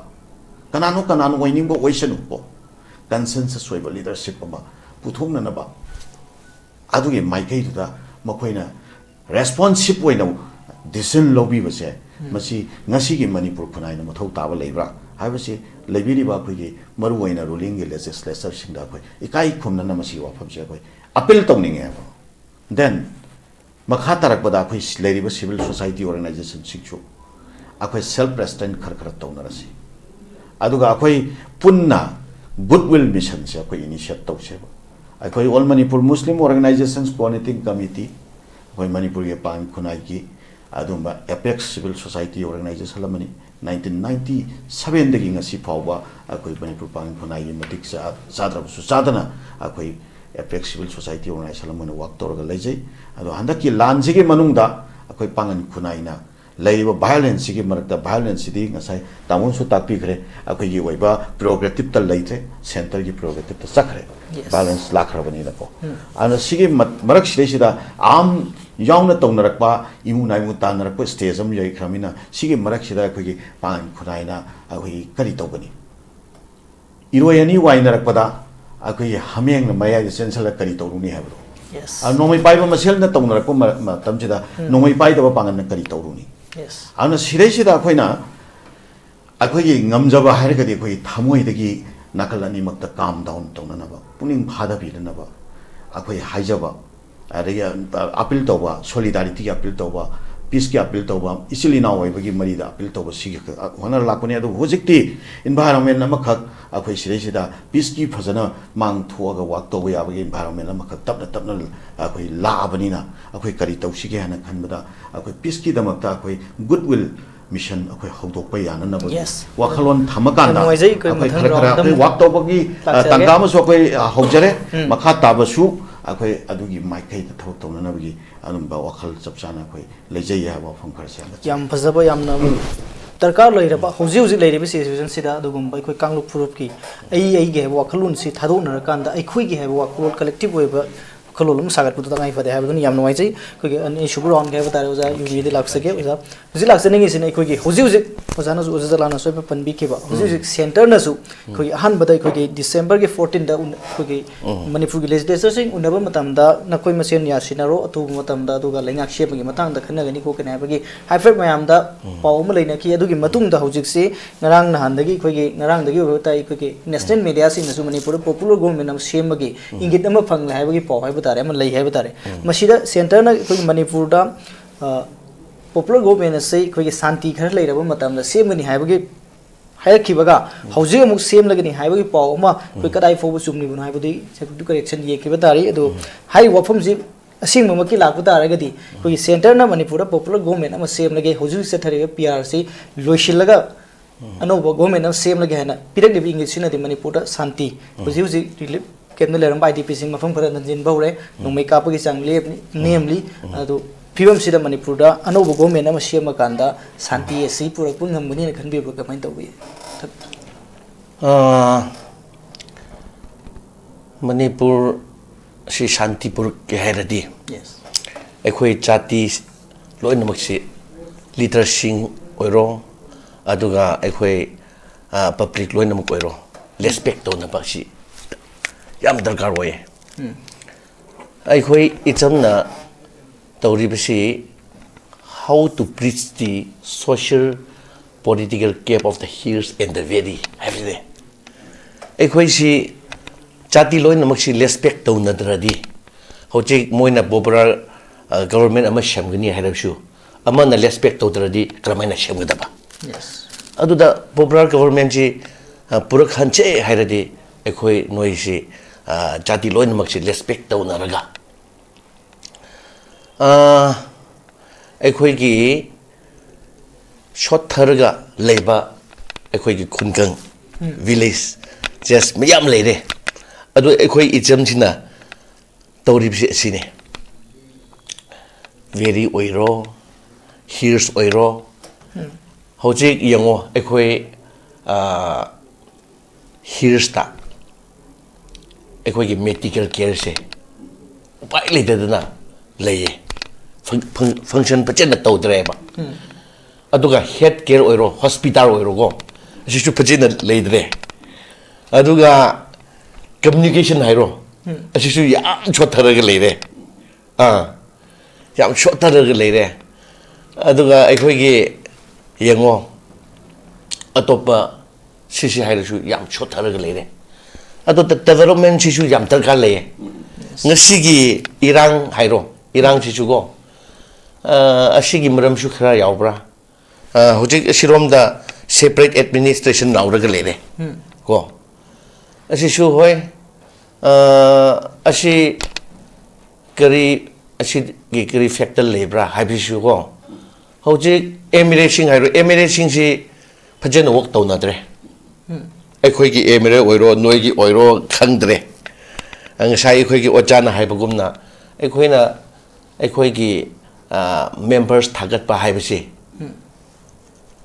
ꯄꯕ꯭ꯂꯤꯛꯀꯤ interest ꯇꯧꯒꯗꯕ ꯃꯤ ꯀꯣ ꯁꯤ ꯊꯥꯒꯠꯄ ꯗꯔꯀꯥꯔ ꯂꯩꯔꯦ ꯑꯁꯤ ꯂꯩꯗ꯭ꯔꯤ ꯐꯥꯎ ꯑꯩꯈꯣꯏ ꯑꯗꯨꯝ ꯏꯔꯥꯡ ꯂꯩꯒꯅꯤ ꯍꯧꯖꯤꯛ ꯉꯁꯤ 2023 3rd Mayꯗ ꯊꯣꯛꯄꯁꯤ ꯑꯩꯈꯣই ꯅꯨꯡꯉꯥꯏꯕ ꯅꯠꯇꯦꯕ ꯌꯥꯝ ꯋꯥꯕ ꯍꯥꯏꯕꯁꯤ ꯅꯣꯏ ꯖꯥꯇꯤ ꯑꯅꯤꯁꯤꯅ ꯋꯥꯕ ꯈꯛꯇ ꯅꯠꯇꯦ ꯑꯩꯈꯣꯏꯁꯨ ꯌꯥꯝ ꯋꯥꯏꯌꯦ ꯑꯩꯈꯣꯏꯁꯨ ꯌꯥꯝ ꯋꯥꯔꯦ ꯐ꯭ꯔꯤ ꯃꯨꯚꯃꯦꯟ ꯂꯩꯇꯦ ꯁꯤꯗ ꯑꯗꯨꯒ ꯍꯧꯖꯤꯛ PR ꯂꯩꯔꯦ PR ꯂꯩꯕꯁꯤ PR ꯂ ꯍꯥꯏꯔꯒ PRꯁꯨ ꯅꯠꯇꯕ ꯀꯣ PR ꯅꯠꯇꯕ꯭ꯔꯥ ꯍꯥꯏꯔꯒ PR ꯑꯣꯏꯕ ꯑꯗꯨꯒ MLAꯁꯤꯡ ꯐꯪꯁꯟ ꯇꯧꯕ ꯌꯥꯗ꯭ꯔꯦ ꯑꯗꯨꯗ ꯑꯩꯈꯣꯏꯅ ꯄꯣꯄꯨꯂꯔ ꯒꯣꯕꯔꯟꯃꯦꯟꯁꯤꯗꯤ ꯑꯊꯨꯕ ꯃꯇꯝꯗ ꯄꯤꯕꯤꯔꯣ ꯍꯥꯏꯕꯗꯤ ꯌꯥꯝ ꯁꯣꯠꯊꯔꯒ ꯂꯩꯕ ꯃꯌꯥꯝꯁꯤꯒꯤꯗꯃꯛ ꯑꯩꯈꯣꯏ ꯁꯦꯐ ꯇꯧꯁꯦ ꯍꯥꯏꯔꯗꯤ ꯑꯁꯤ ꯑꯊꯨꯕ ꯃꯇꯝꯗ ꯍꯧꯖꯤꯛ ꯔꯤꯂꯤꯐ ꯀꯦꯝꯞꯇ ꯂꯩꯕ ꯀꯥꯡꯕꯨꯁꯤ ꯌꯨꯝ ꯍꯟꯕ ꯌꯥꯗ꯭ꯔꯦ ꯌꯨꯝ ꯍꯟꯕ ꯌꯥꯗꯗꯅ ꯑꯗꯨꯝ ꯂꯩꯅꯔꯦ ꯑꯁꯤ ꯑꯩꯈꯣꯏꯒꯤ ꯗꯦꯕꯂꯞꯃꯦꯟꯁꯤ ꯂꯩꯗ꯭ꯔꯦ ꯍꯥꯏꯕꯗꯤ ꯖꯥꯇꯤ ꯑꯅꯤꯒꯤ ꯃꯔꯛꯇ ꯔꯦꯁꯄꯦꯛ ꯂꯩꯅꯗ꯭ꯔꯦ ꯍꯥꯏꯕ ꯅꯨꯡꯁꯤ ꯆꯥꯟꯅꯅ ꯂꯩꯅꯗ꯭ꯔꯦ ꯍꯥꯏꯕ ꯑꯁꯤꯅ ꯄ꯭ꯔꯣꯕ꯭ꯂꯦꯝꯁꯅꯦꯕ ꯑꯗꯨꯒꯤꯗꯃꯛ ꯉꯁꯥꯏ ꯑꯩꯈꯣꯏ ꯑꯣꯖꯥ ꯆꯔꯟꯅꯁꯨ ꯍꯥꯏꯔꯦ ꯑꯁꯤ ꯁꯦꯟꯇꯔꯒꯤ ꯑꯩꯈꯣꯏ ꯄꯕ꯭ꯂꯤꯛ ꯃꯌꯥꯝꯗꯤ ꯁꯥꯟꯇꯤ ꯄꯤꯁꯁꯤ ꯊꯨꯅ ꯄꯥꯝꯃꯦ ꯍꯥꯏꯅ ꯁꯣꯁꯤꯌꯦꯜ ꯑꯣꯔꯒꯅꯥꯏꯖꯦꯁꯟ ꯌꯥꯝ ꯆꯪꯂꯒ ꯑꯁꯤꯒꯤꯗꯃꯛ ꯋꯥꯛ ꯇꯧꯔꯦꯕ ꯆꯍꯤ ꯑꯅꯤ ꯍꯦꯟꯅ ꯋꯥꯛ ꯇꯧꯈ꯭ꯔꯦꯕ ꯑꯩꯈꯣꯏꯅ ꯋꯥꯛ ꯇꯧꯕ ꯍꯥꯏꯕꯁꯤ ꯆꯍꯤ ꯑꯅꯤ ꯍꯦꯜꯂꯦ ꯑꯗꯨꯕꯨ ꯍꯧꯖꯤꯛ ꯐꯥꯎ ꯁꯥꯟꯇꯤ ꯄꯨꯔꯛꯄ ꯉꯝꯗꯦ ꯑꯁꯤ ꯁꯦꯟꯇꯔ ꯒꯚꯔꯟꯃꯦꯟꯠꯀ ꯍꯣꯏ ꯑꯩꯈꯣꯏ ꯅꯥꯒꯥꯒꯤ ꯑꯟꯗꯔꯒ꯭ꯔꯥꯎꯟ ꯂꯩꯌꯦ ꯃꯩꯇꯩꯁꯨ ꯂꯩꯌꯦ ꯀꯨꯀꯤꯒꯤ ꯑꯟꯗꯔꯒ꯭ꯔꯥꯎꯟ ꯂꯩꯌꯦꯀꯣ ꯄꯕ꯭ꯂꯤꯛꯅ ꯄꯥꯝꯔꯁꯨ ꯑꯟꯗꯔꯒ꯭ꯔꯥꯎꯟꯗꯁꯨ ꯑꯣꯏꯕ꯭ꯔꯥ ꯍꯥꯏꯅꯁꯨ ꯑꯩꯈꯣꯏ ꯈꯟꯕ ꯑꯗꯨ ꯃꯣꯏꯒꯤ ꯗꯤꯃꯥꯟꯗꯨ ꯃꯣꯏ ꯄꯥꯝꯕꯒꯤꯔꯥ ꯍꯥꯏꯅꯁꯨ ꯑꯗꯨꯗ ꯄꯕ꯭ꯂꯤꯛ ꯃꯌꯥꯝꯗꯤ ꯌꯦꯡꯉꯣ ꯍꯧꯖꯤꯛ ꯌꯨꯝ ꯑꯃꯃꯝꯅ ꯔꯤꯂꯤꯐ ꯀꯦꯝꯞꯇ ꯂꯩꯕꯁꯤ ꯃꯤ 5 6 7 ꯔꯤꯂꯤꯐ ꯀꯦꯝꯞꯇ ꯀꯔꯝꯍꯥꯏꯅ ꯁꯔꯚꯥꯏꯚ ꯇꯧꯔꯒ ꯂꯩꯔꯤꯕ꯭ꯔꯥ ꯑꯍꯟꯁꯨ ꯌꯥꯎꯔꯤ ꯑꯗꯨꯗ ꯑꯉꯥꯡꯁꯨ ꯑꯗꯨꯗ ꯄꯣꯛꯂꯒ ꯂꯩꯕ ꯌꯥꯒꯗ꯭ꯔꯥ ꯂꯥꯏꯔꯤꯛ ꯐꯖꯅ ꯇꯝꯕ ꯌꯥꯒꯗ꯭ꯔꯥ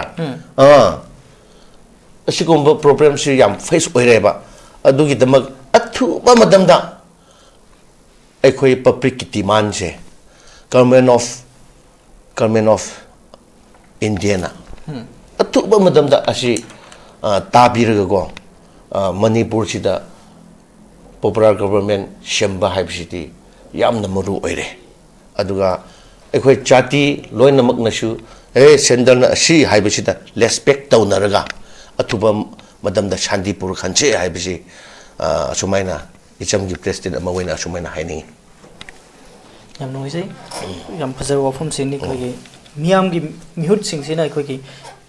ꯀꯠꯊꯣꯛꯄꯒ ꯂꯣꯏꯅꯅ ꯏꯔꯝꯗꯝꯒꯤꯗꯃꯛꯇ ꯊꯕꯛ ꯇꯧꯕ ꯇꯉꯥꯏ ꯐꯗꯦ ꯍꯥꯏꯕꯗꯨꯅꯤ ꯁꯣꯂꯨꯁꯟ ꯑꯁꯤꯒꯨꯝꯕ ꯏꯔꯥꯡꯁꯤꯡꯁꯤ ꯁꯣꯂꯨꯁꯟ ꯇꯧꯅꯕ ꯍꯣꯠꯅꯕꯗ ꯑꯗꯨ ꯃꯈꯥ ꯇꯥꯕ ꯑꯩꯈꯣꯏꯒꯤ ꯑꯅꯤꯁꯨꯕ ꯔꯥꯎꯟ ꯍꯥꯏꯕ ꯇꯥꯔꯦ ꯑꯣꯖꯥ ꯔꯥꯖꯦꯟꯗ꯭ꯔꯗ ꯂꯥꯛꯆꯒꯦ ꯍꯧꯖꯤꯛ ꯍꯧꯖꯤꯛ ꯃꯅꯤꯄꯨꯔ ꯊꯣꯛꯂꯤꯕ ꯏꯔꯥꯡ ꯑꯁꯤꯒꯤ ꯃꯔꯨꯑꯣꯏꯕ ꯐꯦꯛꯇꯔꯁꯤꯡ ꯄꯟꯕꯤꯕ ꯃꯇꯝꯗꯁꯨ ꯉꯁꯥꯏꯒꯤ ꯑꯩꯈꯣꯏꯒꯤ ꯄꯣꯄꯤ ꯌꯥꯟꯊꯠꯄ ꯑꯗꯒꯤ ꯋꯥꯔ ꯑꯣꯟ ꯗ꯭ꯔꯒ ꯑꯗꯒꯤ ꯕꯣꯔꯗꯔ ꯐꯦꯟꯁꯤꯡ ꯑꯗꯒꯤ ꯑꯩꯈꯣꯏꯒꯤ ꯏꯂꯤꯒꯦꯟ ꯏꯃꯤꯒ꯭ꯔꯦꯟ ꯃꯔꯨꯑꯣꯏꯅ ꯁꯤꯒꯤ ꯃꯇꯥꯡꯗꯁꯨ ꯌꯥꯝꯅ ꯑꯗꯨꯝ ꯍꯥꯏꯅꯔꯤ ꯍꯥꯏꯕ ꯇꯥꯔꯦ ꯍꯧꯖꯤꯛ ꯏꯟꯐ꯭ꯂꯛꯁ ꯍꯥꯏꯕ ꯇꯥꯔꯦ ꯌꯥꯝ ꯑꯗꯨꯛꯀꯤ ꯃꯇꯤꯛ ꯑꯩꯈꯣꯏꯒꯤ ꯃꯤꯁꯤꯡꯁꯦ ꯑꯗꯨꯛꯀꯤ ꯃꯇꯤꯛ ꯅꯦꯆꯔꯦꯜ ꯑꯟꯅꯦꯆꯔꯦꯜ ꯑꯣꯏꯕ ꯍꯥꯏꯇꯥꯔꯦ ꯁꯤꯒꯨꯝꯕ ꯐꯤꯕꯝꯁꯤ ꯂꯩꯔꯛꯂꯤꯕꯁꯤꯒꯤ ꯃꯇꯥꯡꯗꯁꯨ ꯃꯌꯥꯝꯅ ꯑꯗꯨꯝ ꯑꯩꯈꯣꯏꯒꯤ ꯀꯔꯤꯒꯨꯝꯕ ꯃꯃꯥꯡꯗ ꯄꯥꯜꯂꯝꯕ ꯂꯩꯉꯥꯛꯁꯤꯡꯒꯤ ꯃꯥꯏꯀꯩꯗꯒꯤ ꯑꯩꯈꯣꯏꯒꯤ ꯀꯅꯥꯒꯨꯝꯕ ꯁꯦꯁꯣ ꯈꯔꯗ ꯄꯣꯏꯟ ꯇꯧꯔꯀꯥꯟꯗ ꯑꯩꯈꯣꯏꯒꯤ ꯕꯣꯔꯗꯔ ꯐꯦꯟꯁꯤꯡ ꯇꯧꯕꯁꯤ ꯊꯤꯡꯕꯗꯒꯤ ꯁꯤꯒꯨꯝꯕ ꯏꯃꯤꯒ꯭ꯔꯦꯟꯁꯤꯡ ꯃꯁꯤꯡ ꯍꯦꯟꯒꯠꯂꯛꯏꯕꯅꯤ ꯍꯥꯏꯕꯅꯆꯤꯡꯕ ꯑꯦꯂꯤꯒꯦꯁꯟ ꯃꯌꯥꯝ ꯑꯃ ꯂꯥꯛꯑꯦ ꯍꯥꯏꯕ ꯇꯥꯔꯦ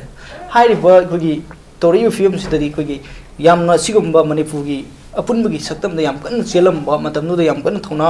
ꯂꯩꯅ ꯍꯣꯠꯅꯔꯝꯕ ꯁꯦꯁꯣ ꯑꯃ ꯑꯣꯏꯅ ꯀꯃꯥꯏꯅ ꯑꯩꯈꯣꯏꯒꯤ ꯃꯃꯥꯡꯗ ꯂꯩꯔꯝꯕ ꯂꯤꯗꯔꯁꯤꯞ ꯈꯔꯅ ꯍꯥꯏꯔꯤꯕ ꯋꯥꯐꯝꯁꯤ ꯀꯃꯥꯏꯅ ꯔꯤꯌꯦꯛ ꯇꯧꯕꯤ ꯑꯩꯗꯤ ꯍꯟꯖꯟ ꯍꯟꯖꯟꯕꯨ ꯍꯥꯏꯗꯅ ꯑꯩꯁꯨ ꯔꯥꯏꯟꯇꯤ ꯇꯧꯕ ꯃꯥꯟꯒꯅꯤ 이부 이까이 ꯌꯦꯁ ꯀꯣ ꯑꯗꯨ ꯀꯨꯏꯅ ꯂꯩꯕꯥꯛ ꯑꯃꯒꯤ ꯆꯤꯐ ꯃꯤꯅꯤꯁꯇꯔ ꯑꯣꯏꯔꯒ ꯃꯥꯒꯤ ꯍꯥꯏ ꯂꯦꯚꯦꯜ ꯄꯥꯋꯔ ꯀꯃꯤꯇꯤꯒꯤ ꯀꯟꯚꯦꯅꯔ ꯁꯨꯔꯦꯁ ꯕꯥꯕꯨꯅꯤ ꯃꯇꯝꯗꯨ ꯌꯦꯁ ꯄ꯭ꯔꯤꯟꯁꯤꯄꯥꯜ ꯁꯦꯀ꯭ꯔꯦꯇꯔꯤ ꯍꯣꯝꯅꯤ ꯁꯦꯀ꯭ꯌꯨꯔꯤꯇꯤ ꯐꯦꯟꯁꯤꯡꯅꯤ ꯕꯣꯔꯗꯔ ꯐꯦꯟꯁꯤꯡ ꯅꯠꯇꯦ ꯍꯥꯏꯔꯒ ꯑꯗꯨꯗꯤ ꯑꯩꯈꯣꯏ ꯕꯣꯔꯗꯔ ꯄꯤꯌꯨ ꯍꯥꯏꯕꯁꯤꯕꯨ ꯊꯤꯡꯕ ꯀꯧꯕ꯭ꯔꯅꯦ ꯑꯗꯨꯕꯨ ꯁꯨꯝ ꯄ꯭ꯂꯦꯠꯐꯣꯝꯗ ꯉꯥꯡꯉꯤꯗꯨ ꯏꯀꯥꯏꯗ꯭ꯔꯣ ꯑꯩ ꯑꯣꯏꯅ ꯏꯀꯥꯏ ꯀꯣ ꯇꯨꯄꯤꯒ ꯎꯞꯄꯒ ꯌꯥꯝ ꯉꯥꯡꯈ꯭ꯔꯦ ꯑꯗꯥꯏꯗꯁꯨ ꯃꯌꯥꯝ ꯁꯦꯡꯗꯣꯛ ꯁꯦꯡꯖꯤꯟ ꯂꯩꯈ꯭ꯔꯦ ꯁꯨꯝ ꯀꯔꯅ ꯍꯪꯉꯛꯄꯗꯨꯗ ꯑꯩꯈꯣꯏ ꯏꯁꯨꯁꯤ ꯇꯞ ꯄꯥꯏꯔꯒꯗꯤ ꯁꯤꯒꯤ ꯄ꯭ꯔꯣꯕ꯭ꯂꯦꯝꯁꯦ ꯑꯩ ꯂꯩꯔꯣꯏꯅ ꯈꯜꯂꯦ ꯍꯧꯖꯤꯛꯁꯨ ꯑꯩꯈꯣꯏꯒꯤꯁꯤ ꯁꯤ ꯑꯩ ꯉꯁꯥꯏ ꯑꯃ ꯃꯣꯔꯦꯒꯤ ꯂꯤꯈ꯭ꯔꯦꯀꯣ ꯌꯦꯡꯉꯒ ꯍꯜꯂꯒ ꯂꯩ ꯑꯩꯈꯣꯏ ꯁꯤꯁꯣ ꯃꯌꯥꯝꯁꯦ ꯒꯣꯔꯃꯦꯟꯁꯨ ꯑꯩꯈꯣꯏ ꯆꯪꯉꯒ ꯋꯥꯔꯤ ꯁꯥꯟꯅꯔꯒ ꯀꯣ ꯁꯤ ꯗꯥꯛꯇꯔ ꯔꯇꯟ ꯌꯥꯎꯔꯦ ꯁꯐꯔꯃꯤꯅꯥꯒꯤ ꯉꯝꯊꯪ ꯌꯥꯎꯔꯦ ꯌꯨꯁꯦꯝ ꯌꯥꯎꯏ ꯑꯃꯨꯀꯣ ꯌꯥꯎꯏ ꯑꯩꯈꯣꯏ ꯌꯥꯎꯏ ꯀꯔꯤꯒꯨꯝꯕ ꯈꯔ ꯊꯝꯃꯛꯑꯦ ꯑꯩꯈꯣꯏꯗ ꯃꯇꯝꯗꯨꯗ ꯑꯩꯈꯣꯏꯕꯨ ꯃꯤꯇꯣꯞꯅꯦ ꯍꯥꯏꯕꯁꯦ ꯑꯩꯈꯣꯏꯕꯨ ꯐꯣꯔꯦꯅꯔꯅꯦ ꯍꯥꯏꯕꯁꯦ ꯁꯤꯡꯕꯇꯪ ꯅꯣꯏ ꯍꯟꯕꯤꯈ꯭ꯔꯒ ꯅꯠꯇꯦ ꯍꯥꯏꯅ ꯆꯦ ꯑꯃꯇꯪ ꯊꯣꯛꯄꯤꯔꯛꯑꯣ ꯑꯗꯨꯗ ꯀꯨꯀꯤ ꯃꯌꯥꯝꯁꯦ ꯑꯩꯈꯣꯏ ꯋꯥꯈꯜꯁꯦ ꯄꯦꯟꯖꯔꯅꯤ ꯍꯥꯏꯌꯦꯕ ꯄꯦꯖꯥꯝꯗꯤ ꯂꯩꯔꯦꯗꯅ ꯁꯤ ꯒꯣꯔꯃꯦꯟꯅꯁꯨ ꯏꯅꯤꯁꯤꯌꯦꯇꯤꯚ ꯂꯧꯕꯤꯗꯦ ꯆꯠꯃꯤꯟꯅꯕ ꯃꯌꯥꯝꯅꯁꯨ ꯂꯧꯗꯦ ꯑꯗꯨꯗꯒꯤ ꯎꯄꯥꯏ ꯂꯩꯇꯅ ꯏꯆꯝꯅ ꯑꯩꯈꯣꯏ ꯆꯠꯂꯀꯥꯟꯗ ꯏꯖꯔꯒꯤꯜꯅꯦ ꯑꯝꯖꯨꯅꯦ ꯇꯧꯔꯀꯥꯟꯗ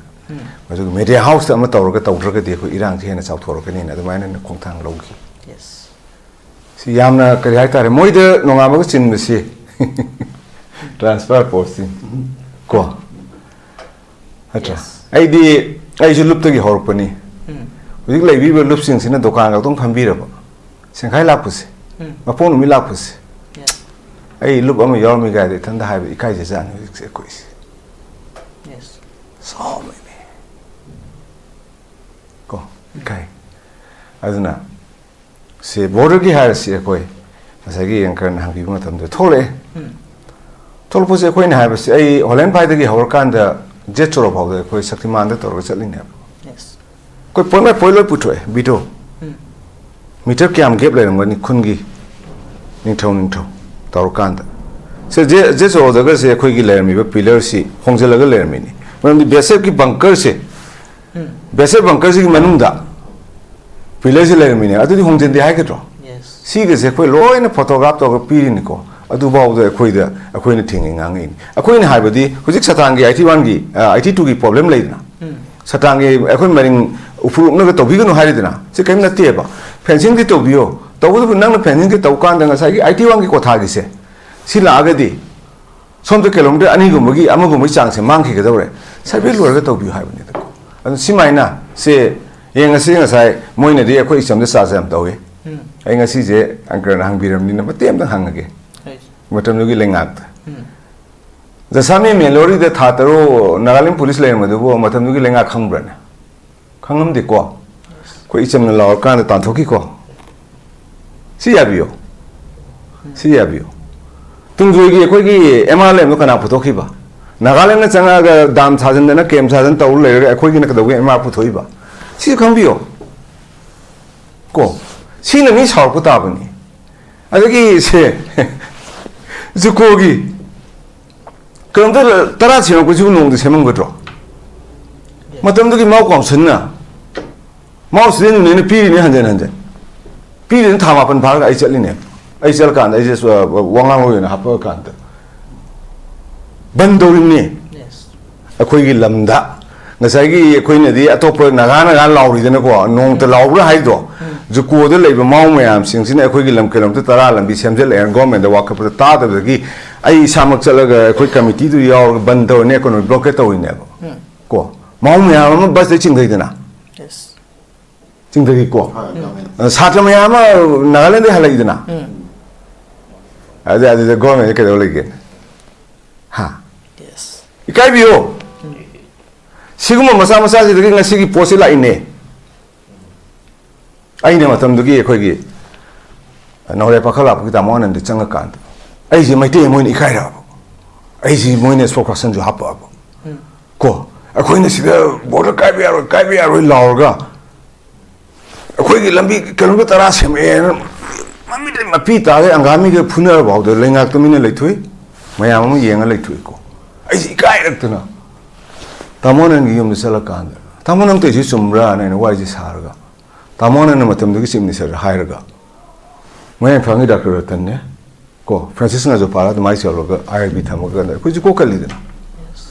ai na hai bidi kilometer tara se ko si nomni ni de chemba ya bo ka dau lai ge habni ko ji ko na ga de noi sawe mayam madu to mayam phone nga ngai ni ha no adu to ko aduna man ngangam ni isu ngan e ba adugi question do to bi ganu adugi mahutta matam dugi border gi do hangapani na high level power committee sema kan da sore jabu chalimni aduga all political party team chali bani saga kham na litorga hujik sid nangi irang manung je platform nangi mixel long no hona bada mai manok pa do du ram ne ngang du di noiti ko puthong na ra gi sidagi henma mayam le ai ne chahi tara ga taruk isang gi percent lo ra kan chingtam apun ma por pung ngam na ba hona khiba ngamsu ngam khi nai hai yes ko oi pron choi dui ni usai ko manipur gi apun gi saktam se hoji le ri situation si da hena mapung pha ba apun saktam si da aina lang ning ba si ko gi puari ma am tau tai yes ko yo je ko gi stream ta khangti jadonangi laikat pada kabuina kale thangan jerengi sira thangangi laikat pada thangang kaktana kali tikin da ji paunagi ka pada mai te katana kali sina kamaina phun sa phangam de yes akhoi freedom fighter ri na lai akhoi pangal gi yamba mana khoi kheng tra khi do mai te no ha adu ki mate shokre satri ai cha se na moi da hankali ko mafam no cha se yes ani icham na simai na sal ko matam da khoi gi apun ma sa ga na bo honar ko matam da khoi gi puari ayama ching de lai singi hal singi khut puya su lai sai de yang ngang ning de akhang yam ni na yes akhoi de point kitang le ai si han jan yam hai re ko han jan yam hai re aduna ai akhoi gi puari si kamai ta ka kan da akhoi ni icham gi khongcherang ko chakan da sarana mai da krisha loina chakhrab nan krishan si akhoi gi ningjeri be khoi sarama hi le ho bu yaw bidana tai hindu loi chakraga simaine le hobo kambu sina akhoi da engon da hankalapuni jasa krisa loi ne sakhi badagi khoi gi lai basi hanna yeng bidre adu isana la ko se la sangam ta kapi sabi on ko aina saru yebo kalu yebo kya moharawi kham mi lising mari manga na wo ibini nomai ga torka hangdi hangdana khoina changdi chisung launa ya bro angami ne kilometer tara seme ji khoina khangro mau nga haire netro mau ji kana no naga ga chingro manipur log ai do laura inetro yes tumjoi gi do kari tumjoi gi aina tuang sameden gi lenga chela pu kan sita tabi ko munna lo hojikti miam gi lenga ma la go to hills miam gi nomit hill de nomit an la lo no tung jogi to ko chasi wai charo si hai kan da no koi lenga thajati maram di hanan chatle mi gi tu ada dam sare am nalen am police lai re horen koi het chalu ta ba da koi gi mi sing chen ba sing job da phar phu bi rani ko noi di koi bu nuksi han yeng di hai si pose hai asem nei hai se सी माइने थमोई सो लेगा कमाइना मणिपुर की लौरकनी अदुना ताक ताक ताक ताक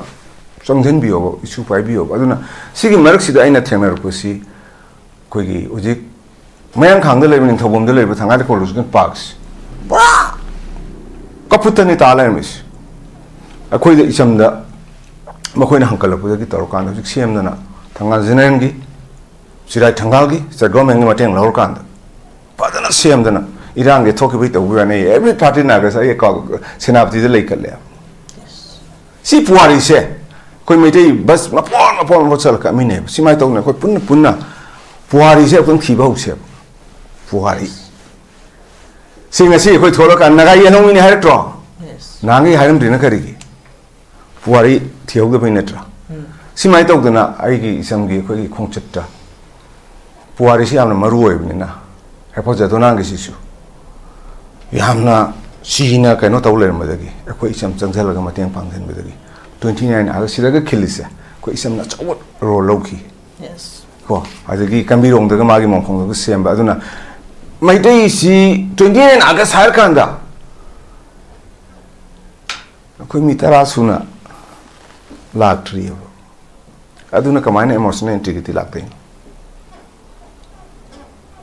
मैतै की चली थांगाला थांगाल की चली को पांगन की चली सी तासन मंगम्बा सी कमाई तासन गनी हुजिक्री लांसिन मरम ओरकांदा आइगे अरोइबदा आइगे अपील से करिनो आरकांदा रिप्रेजेंटेटिव मैम एमएलए मैम को नो मैतै निकु मोइदी मैतै नि गेजे काउदना कांग्रेस ने सीपीआई ने बीजेपी ने लाउन लेरे एमपीपी ने जेडीयू ने दा अखोइ जे मैतै नि लान मनु लेरि जे मोइ काउए Congress ngang lay ye amana agi BJP ngang lay amana CPI ngang lay ye maitai ne je kauk si platform si desu maitai wi ngang bi ai han na hai gre ko maitai wi biro representative pun biro lay ri sia so mya MLA ma se pun biro lekai de lay ri ba well leadership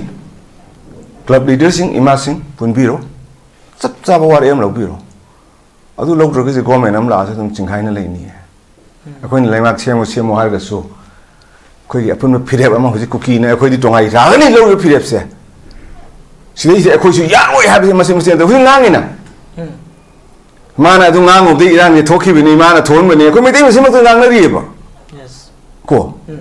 सी वरगदि अनौ बुले ngang लासु कमाइ तौबनि अदुन आइगे uphill दि सियोसो मयाम सु ngang न बिवानि को होराम गे अमनि कोइ जलांग गे अमनि आइगे अमनि गायना चुं ngang न बिवानि को Moin ngang जे थुआइबा सेसो ma'am पुनबिरो MLA ma'am ने सेसो म्याम ने पुनबिरो इमाम म्याम ने पुनबिरो को पेनेलिस्ट म्याम जु पुनबिरो यस पेनेलिस्ट सिले थोड़ा आइ दङ लोइ खङि अम त पुनद्रि ए नोय त लाओ अखोइन ngang सुनु जे तानिङ मरोय सिगि स्टेप सिमदि नोय तरो हा एमएलए म्याम जु नोय त पुनबिरो नत्रगन मै मिम चपिरो मोय म्याम तुमे कोइ हाइसे को एस मैतै अमोइना मरमदि अखोइ तासन नबगि दमक्ता मसागी अखोइसिना मयाम अमा ओइरुबनिना कोइ तासन नबगि दमक्ता अखोइ एमएलए म्याम पुनबिरो सीएसओ म्याम पुनबिरो इमाम म्याम कोबिरो लोकल लीडर म्याम सु कोबिरो अदुगा सोलुशन अमा थंबिरो सेंटर न तादब्र यंगसिन मोइन क्या कुइना हागा कि यंगसिन को सिगतनी आइना रोइबद म्याम न थंबजनि उस याम नोइजे याम फजब वाफम सिन खोइ अपुनबा म सागत मिनर कांदा थेंगनमिनद्रगदि हुजि लेरि परफ्यूम सि रुशिन बद तुम वागनि हाबो वाफम दनि रोइ ब्राउन खाइबा तार उज जलानदा खोइ लाक्सनि वांग सि खोइ खोइ ममांग सरफेट पपिरा करे खोइ अनोबो गवर्नमेंट सेमगा खोइ शांति हंजिन बोना हेना फगनि हाबो वाफम द थंबिरा बतारे हाइदि होजि लेरि फिल्म सिदा अनोबो गवर्नमेंट सिना खोइ ममांगदा खोइ मिहुत चिंगसिमगना लेंगाक लंबा मतमदुदा राजेंद्र सुनै थंबिबा इशूदु खुदक पाइबगी मुत्ता येंगगा लैबदगी मसिगुम क्राइसिस हे थोलकने वफम जु थमले बतारे मतुम द लाकदोरिबा सिनसु अमुके हेना सिगुम हानगी फिल्म सिदा मु लैतारगदी कोइ अनुभव फिल्म लैरगसु कोइ हानगी तो मुक्ता आगद्रा दुगा सोल्यूशन पुरकपदा कमाय केदो कई खुंदांग सिनो कपि हाय सजेशन थंबि अरोइबो अखोइ सोल्यूशन थीबा तारगसु सोल्यूशन गे दमक्ता कोइ लंबी चाम फंगनी यस अदुगा खननबगी लंबी थीबा तारगसु खननबगी मरम चाम फंगनी अखोइना सकदबसी सोल्यूशन गे माइकै पांगदबनिना पीस की माइकै पांगदबनिना यूनिटी की माइकै पांगदबनिना अखोइ सैसिदा kanglup maselgi marakta hatred amana amada yengthiba poknabagi yengthiba faunabagi akhoi thamoida thamba wakalonse masi ahanbada akhoi loinamakta masi wakalse akhoi lothokpa akhoi thamoidagi lothokpa ama lothokpa haibam chani lothokpa ngambam chani masi ge lothokpa se masi mana hana lothorak chanu ai ko na lothoke haina ngaina ba natabo yes voluntarily aina gi wahida aina atopa kanglup singchida nungai taba pokpagi natraga nungshida ba pokpagi ai thamoi da leiba nungai taba se thadokpa aduga aina forgive and forgetness toba adugi wakhalon am changi aduga ai gi maikai dagi aina shoikiba aina khanda hodaba aina nganthokiba nungai taba wahi wata sing adugi damakta su aina regret tobam chang isa anas sense of regretness se voluntarily masa na initiate tobam changi aduga loinana akhoi sesira reconciliation yoiba unity yoiba mindset se masi rebuild tawna ba akhoi initiative changi masigi initiative se masigi damakta ai lakseke maru aina maitai se manipur da laiba akhoi puari gi adugo takak ke hadagi greater role akhoi mayam sigi collective survivalism sida greater role loraga lakheba kanglup amaneba ana haujik shu maitaina akhoi mayam se pulap hingminna ba khonabada greater role lodaba yaroy yes maramaduna maitaina khare henna greater role logadori ba kanglup ina big brother ina khare henna sacrifice to bom chan khare henna mayam se tasan khomjan ba ngambagi aduga mayam se ngakpi ba ngambagi mayam se nungsi ba pi ba ngambagi machin mana oibagi sensi en thokpa ngambagi makoida aduga spirit to maitai gi aduga haugraba ipa ipu singchigi puari do adugi khudum illakanda madugi matung illakana mogi footstep to koina yengkanda ngasi gi maitai gi mirolna madugi kano do responsibility do madugi do ready oi pham thoi waisu era kani habagi thajabale maitai gi marakta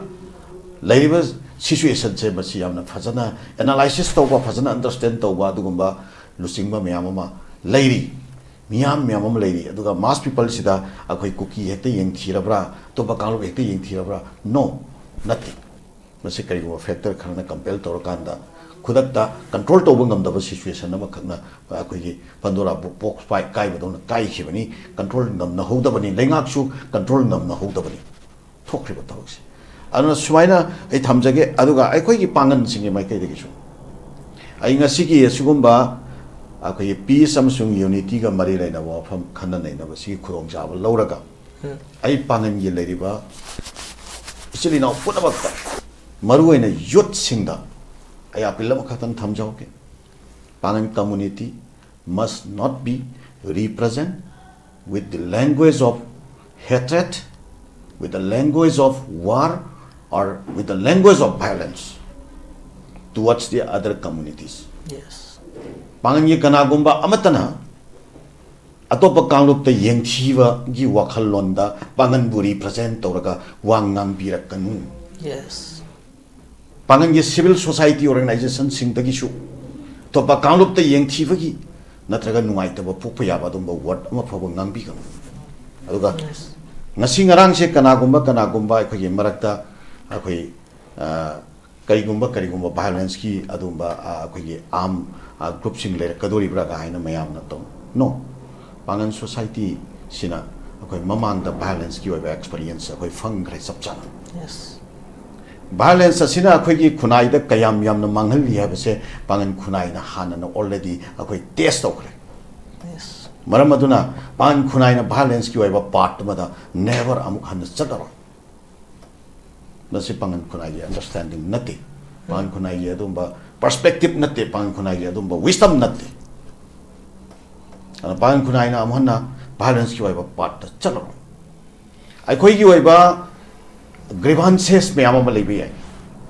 ai khoi ki oba time to time akhoi ki political grievances leibi ai natraga akhoi de apprehension leibi ai natraga akhoi ki oba tongan ba issue me amama leibi ai but akhoi non violence ki oba approach ta democratic oba approach ta through proper forum through proper manner akhoi demand tawgani movement togani walk togani leminari ba kanglu mayam chiga koi understanding magi makhada koi leiri ba grievances singse mayam se punna understand tomin na hanna bagi hona bada madugi lambi to koi na cross togani loina na koi ge adugumba right amsunga koi privilege dugi da makta koi mari leina ba adugumba proper forum khudi makta koi no togani Yes. non violence ki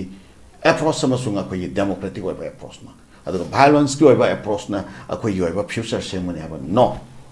koi pan kunai da madugi wakalon akoi hana na mangjo na hoki ba sei 1990s da koi test over mayam dai nga sigi medium se logje kodong chab logje ra gai ikai khumna na hangat chege manipur ta lei minnari ba kanglo phur mayam sigi marakta ethnic nationalism gi ba mindset lak pa se pan kunai na khwai dagi thengi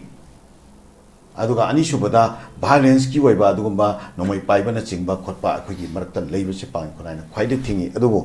pan kunai na akoina nungai jawa akoina chok thok se ba lei violence khwai dagi hana thadok pa se akoina yal halai ana ngasi gi leiminari ba kalu phuru mayam chida akoini kai khomna na hangat chani akoi leiba akoi gi issue khudimak akoi negotiating table da democratic web table da akoi fazana laga political issue wera so akoi fazana akoi adumba peace ki web framework abada akoi fazana wakhai role ama purna na bagi lambi da akoi punna collectively khong thangmin na bagi matam matu yore violence si painara ga violence ki men si painara ga mai magi web kanglup ki web interest da akoi chana ba taraga di akoi web future later roi masri jira khudong chaba lora kanda adugumba akoi gi bharat ki lusing basing natragana madugi marumda leiba adugumba tongan tongan agency sing akoi sira sanari bali la sing si akoi punamagna nahongna na haidraga so akoi punamagna khangnaraba ngaktan madugi victim akoi manipur da leiminari ba ta khudima naga hoigera kuki hoigera maitei hoigera pangan hoigera madugi victim akoi loina ma hoigani haibase lamdam se leiminari ba sil no punamagna khangminara matungna aikoi gi hoiba naga kuki maitei pangan as well as masida chandaba belongs to the atopa micro ethnic communities mayam sigi oiba common oiba koi aspiration ma shagala kanda madugi will ma shagala kanda madu wisdom ma shagala kanda madu da yum pham oiba adumba polity ma power center ma political power center ma manipur sila mona halakna na ba aduga madu da yum pham oira kanda koi center se koi lusing basing aduna fajana dil to halaga akoi oiba future ma akoi fajana kok chumchen naraga sembagi maikai sida akoi mai onsal haudragati madugi victim akoi soituna oimi nagani ha wafum kharasi ai kai khumna na hangat jage sigi matang se lakpada akoi lup singsu even ai samak su lup to belong so bani ai hoiba town lup ki hoiba interest to laina sebo lai sebo genuine noina lai sebo aduga through proper forum da fazana chumna koi fazana table tongna sebo ngangna sebo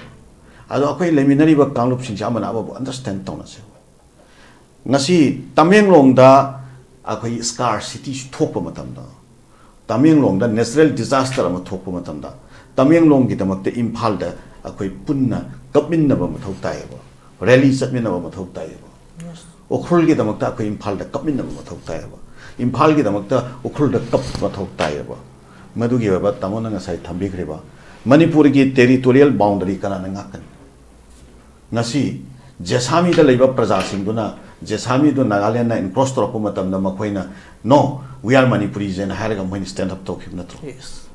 aruga juko gi matang da nagaland na encroach torpo matam da thangnana leiminari ba angami ga mauga ani gi marta thokiba tamon takpikhri ade taragadi mau nai khoi manipuri ne stand tor kanda akoi manipuri si oigadam natro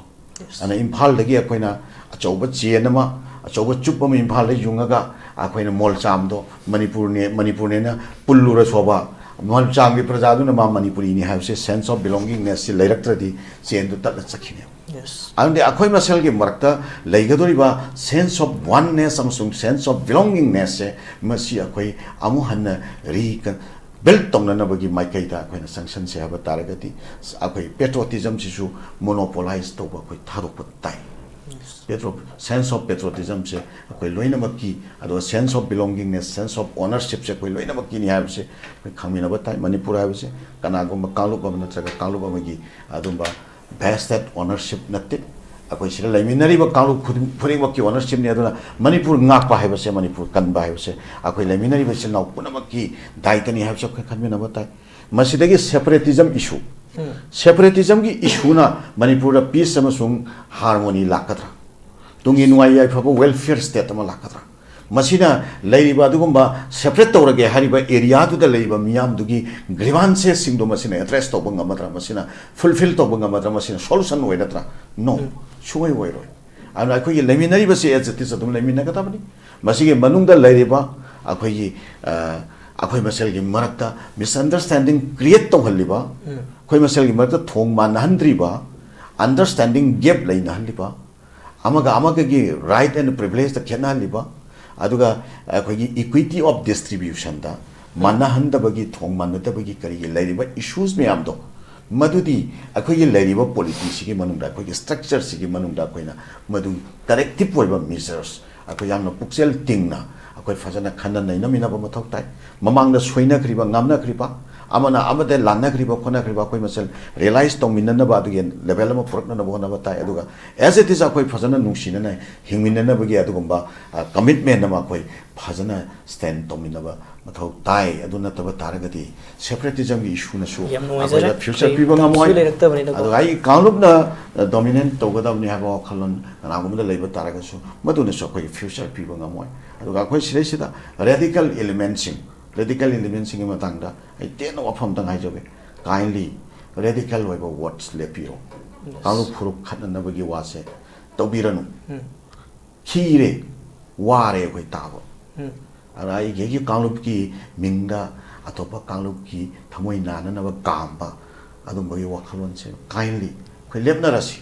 akoi anauba mayon na koi myam samina na ba political leadership se si matangda from the Nijobe political leadership se koi phajana laiminari hojik laiba political koi leadership sina koi miyam ge laiba issue sing si nga mayon na koi phajana punchen mino this unity sina koi da koi disadvantage amasung koi laiba conflict solution ngam da bodo pibana tana kaim to oiro ano unity pubiro loisan biro political imbraikio dilemma solution biro aduga no bolengak su lakpo oirasanu aduga loina na mathangi lakadaba matam dadi akoi miyam na su akoi korfu korfangda sagai jata paisa yenga amma tawraga leadership khanbagi system ji kitang toga future gi ubangam ba dynamic oiba dum mioi sing akoi leader oina semgatchi yes faza wafam ni thambe sing asigi thamjari ba topic si lei khogi panelist sing na yam faza wafam sing ekoi Manipur do ju lei minari ba khudimang na ai ge haiba wakalun sin thaduna kanda ai khoi ge haiba collective oiba wakalol ma sagan minaraga apun magi fibam da adu kanglup amana nungai ro da wafam sing phongdok taba aduga maroina Manipur da leiri pa leingak pa sing na matam matung do tholiba thoto wathok sing matam sana handle to bangam bagi makhoi da thong sing adu leitabasi leiba tangai fade haiba wafam sing yam faza wafam sing Manipur da matau karam nai khoi peaceful and united Manipur ama kam dona tawrakan haimu ta na gasi khana bada saru yabi re panelist sing mada usa YUIMI and the usa RAJENDRO amadi usa JALAL punwapu kai khunu usari miang tai punwapu so ikono na khurum jare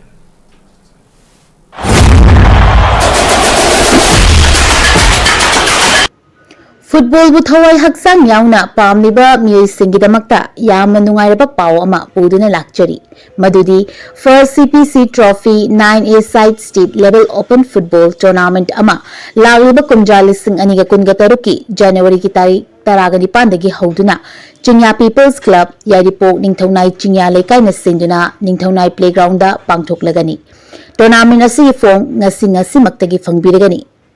Tournament asigi pricing di winner prize ta rupees 1 lakh with trophy, runners up ta rupees 70,000 with trophy, best discipline da rupees 7,000 with trophy, best goalkeeper da rupees 5,000 with trophy, top scorer da rupees 5,000 with trophy, best player da rupees 5,000 with trophy asina chingbani.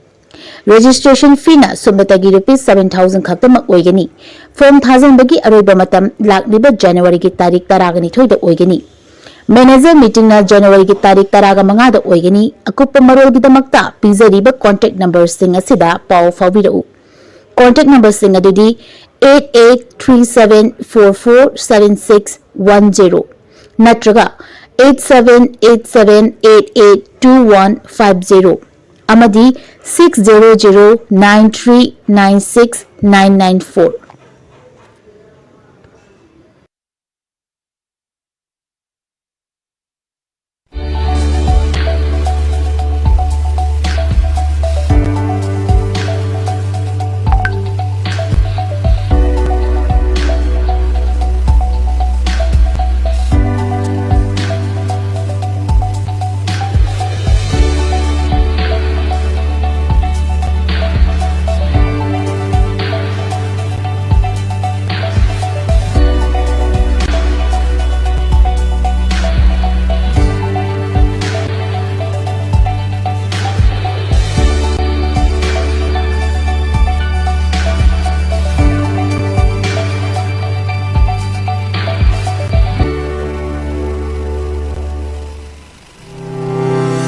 Step into a world of endless possibilities with 18 dynamic faculties and 180 plus courses. Unlock your potential with industrial-ready training and placements. SGT University, empowering tomorrow's leaders.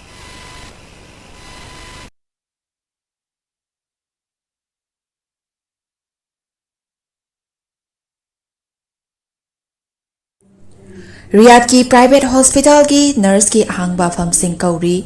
Ahanba round ki interview November ki tang marida pangthokchagani. Yamdrabada chahi ama experience leiba oigadabani. Experience leitaba miyoi singi oinadi recently work toba hozik thabak toba miyoi singna apply toba yagani. Accommodation amasung transportation khudimak free oijagani. Maigi thakna BSc nursing loiba natragana Post Basic BSc Nursing, JNM natragana Diploma in Nursing loiba oigadabani. Thagi oiba salary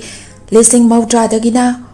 lakh amaga listing kun phawa oigani. Akupa marol gidama class 12 amasung graduate loiraba mahiro singgi damakta Germany da hospital program tamba yabagi khudong chaba pisari. Hairiba program sing adudi ahanbada accountancy hairiba stream asida tamnabagi damakta commerce background leibaga loinana 60% fangba oigedabani. Anisubada hotel management hairiba stream asida tamnabagidamagta any stream da 50% fangba oigedabani. Ahum subada electronic engineering hairiba stream asida tamnabagidamagta physics chemistry maths background leibaga loinana 60% fangba oigedabani. Mari subada mechatronic engineering hairiba stream asida tamnabagidamagta physics chemistry maths background leibaga loinana 60% fangba oigedabani. Manga subada construction engineering hairiba stream asida tamnabagidamagta physics chemistry maths background leibaga loinana 60% fangba oigedabani. Taruk subada automatic mechatronic engineering hairiba stream asida tamnabagidamagta physics chemistry maths background leibaga loinana 60% fangba oigedabani. Taret subada electrical engineering hairiba stream asida tamnabagidamagta physics chemistry maths background leibaga loinana 60% fangba oigedabani. Nipan subada medical technician radiology assistant MTRA tamnabagidamagta any stream da 50% fangba oigedabani. Mapan subada medical assistant amasung tara subada nursing haribasing asi tamnabagidamagta 12 natraga graduate loirabasingna apply toba yagani. Loinana hairiba program sing asi tamba mahiroi singna thagi oiva stipend listing 100 dagina 1 lakh phawba chahi ahum phangani. Loinana 100% job guarantee in Germany da oigani. Loinana 100% education loan to support taujagani. Akupa marol gidamak 7005063196 ta contact tawirau.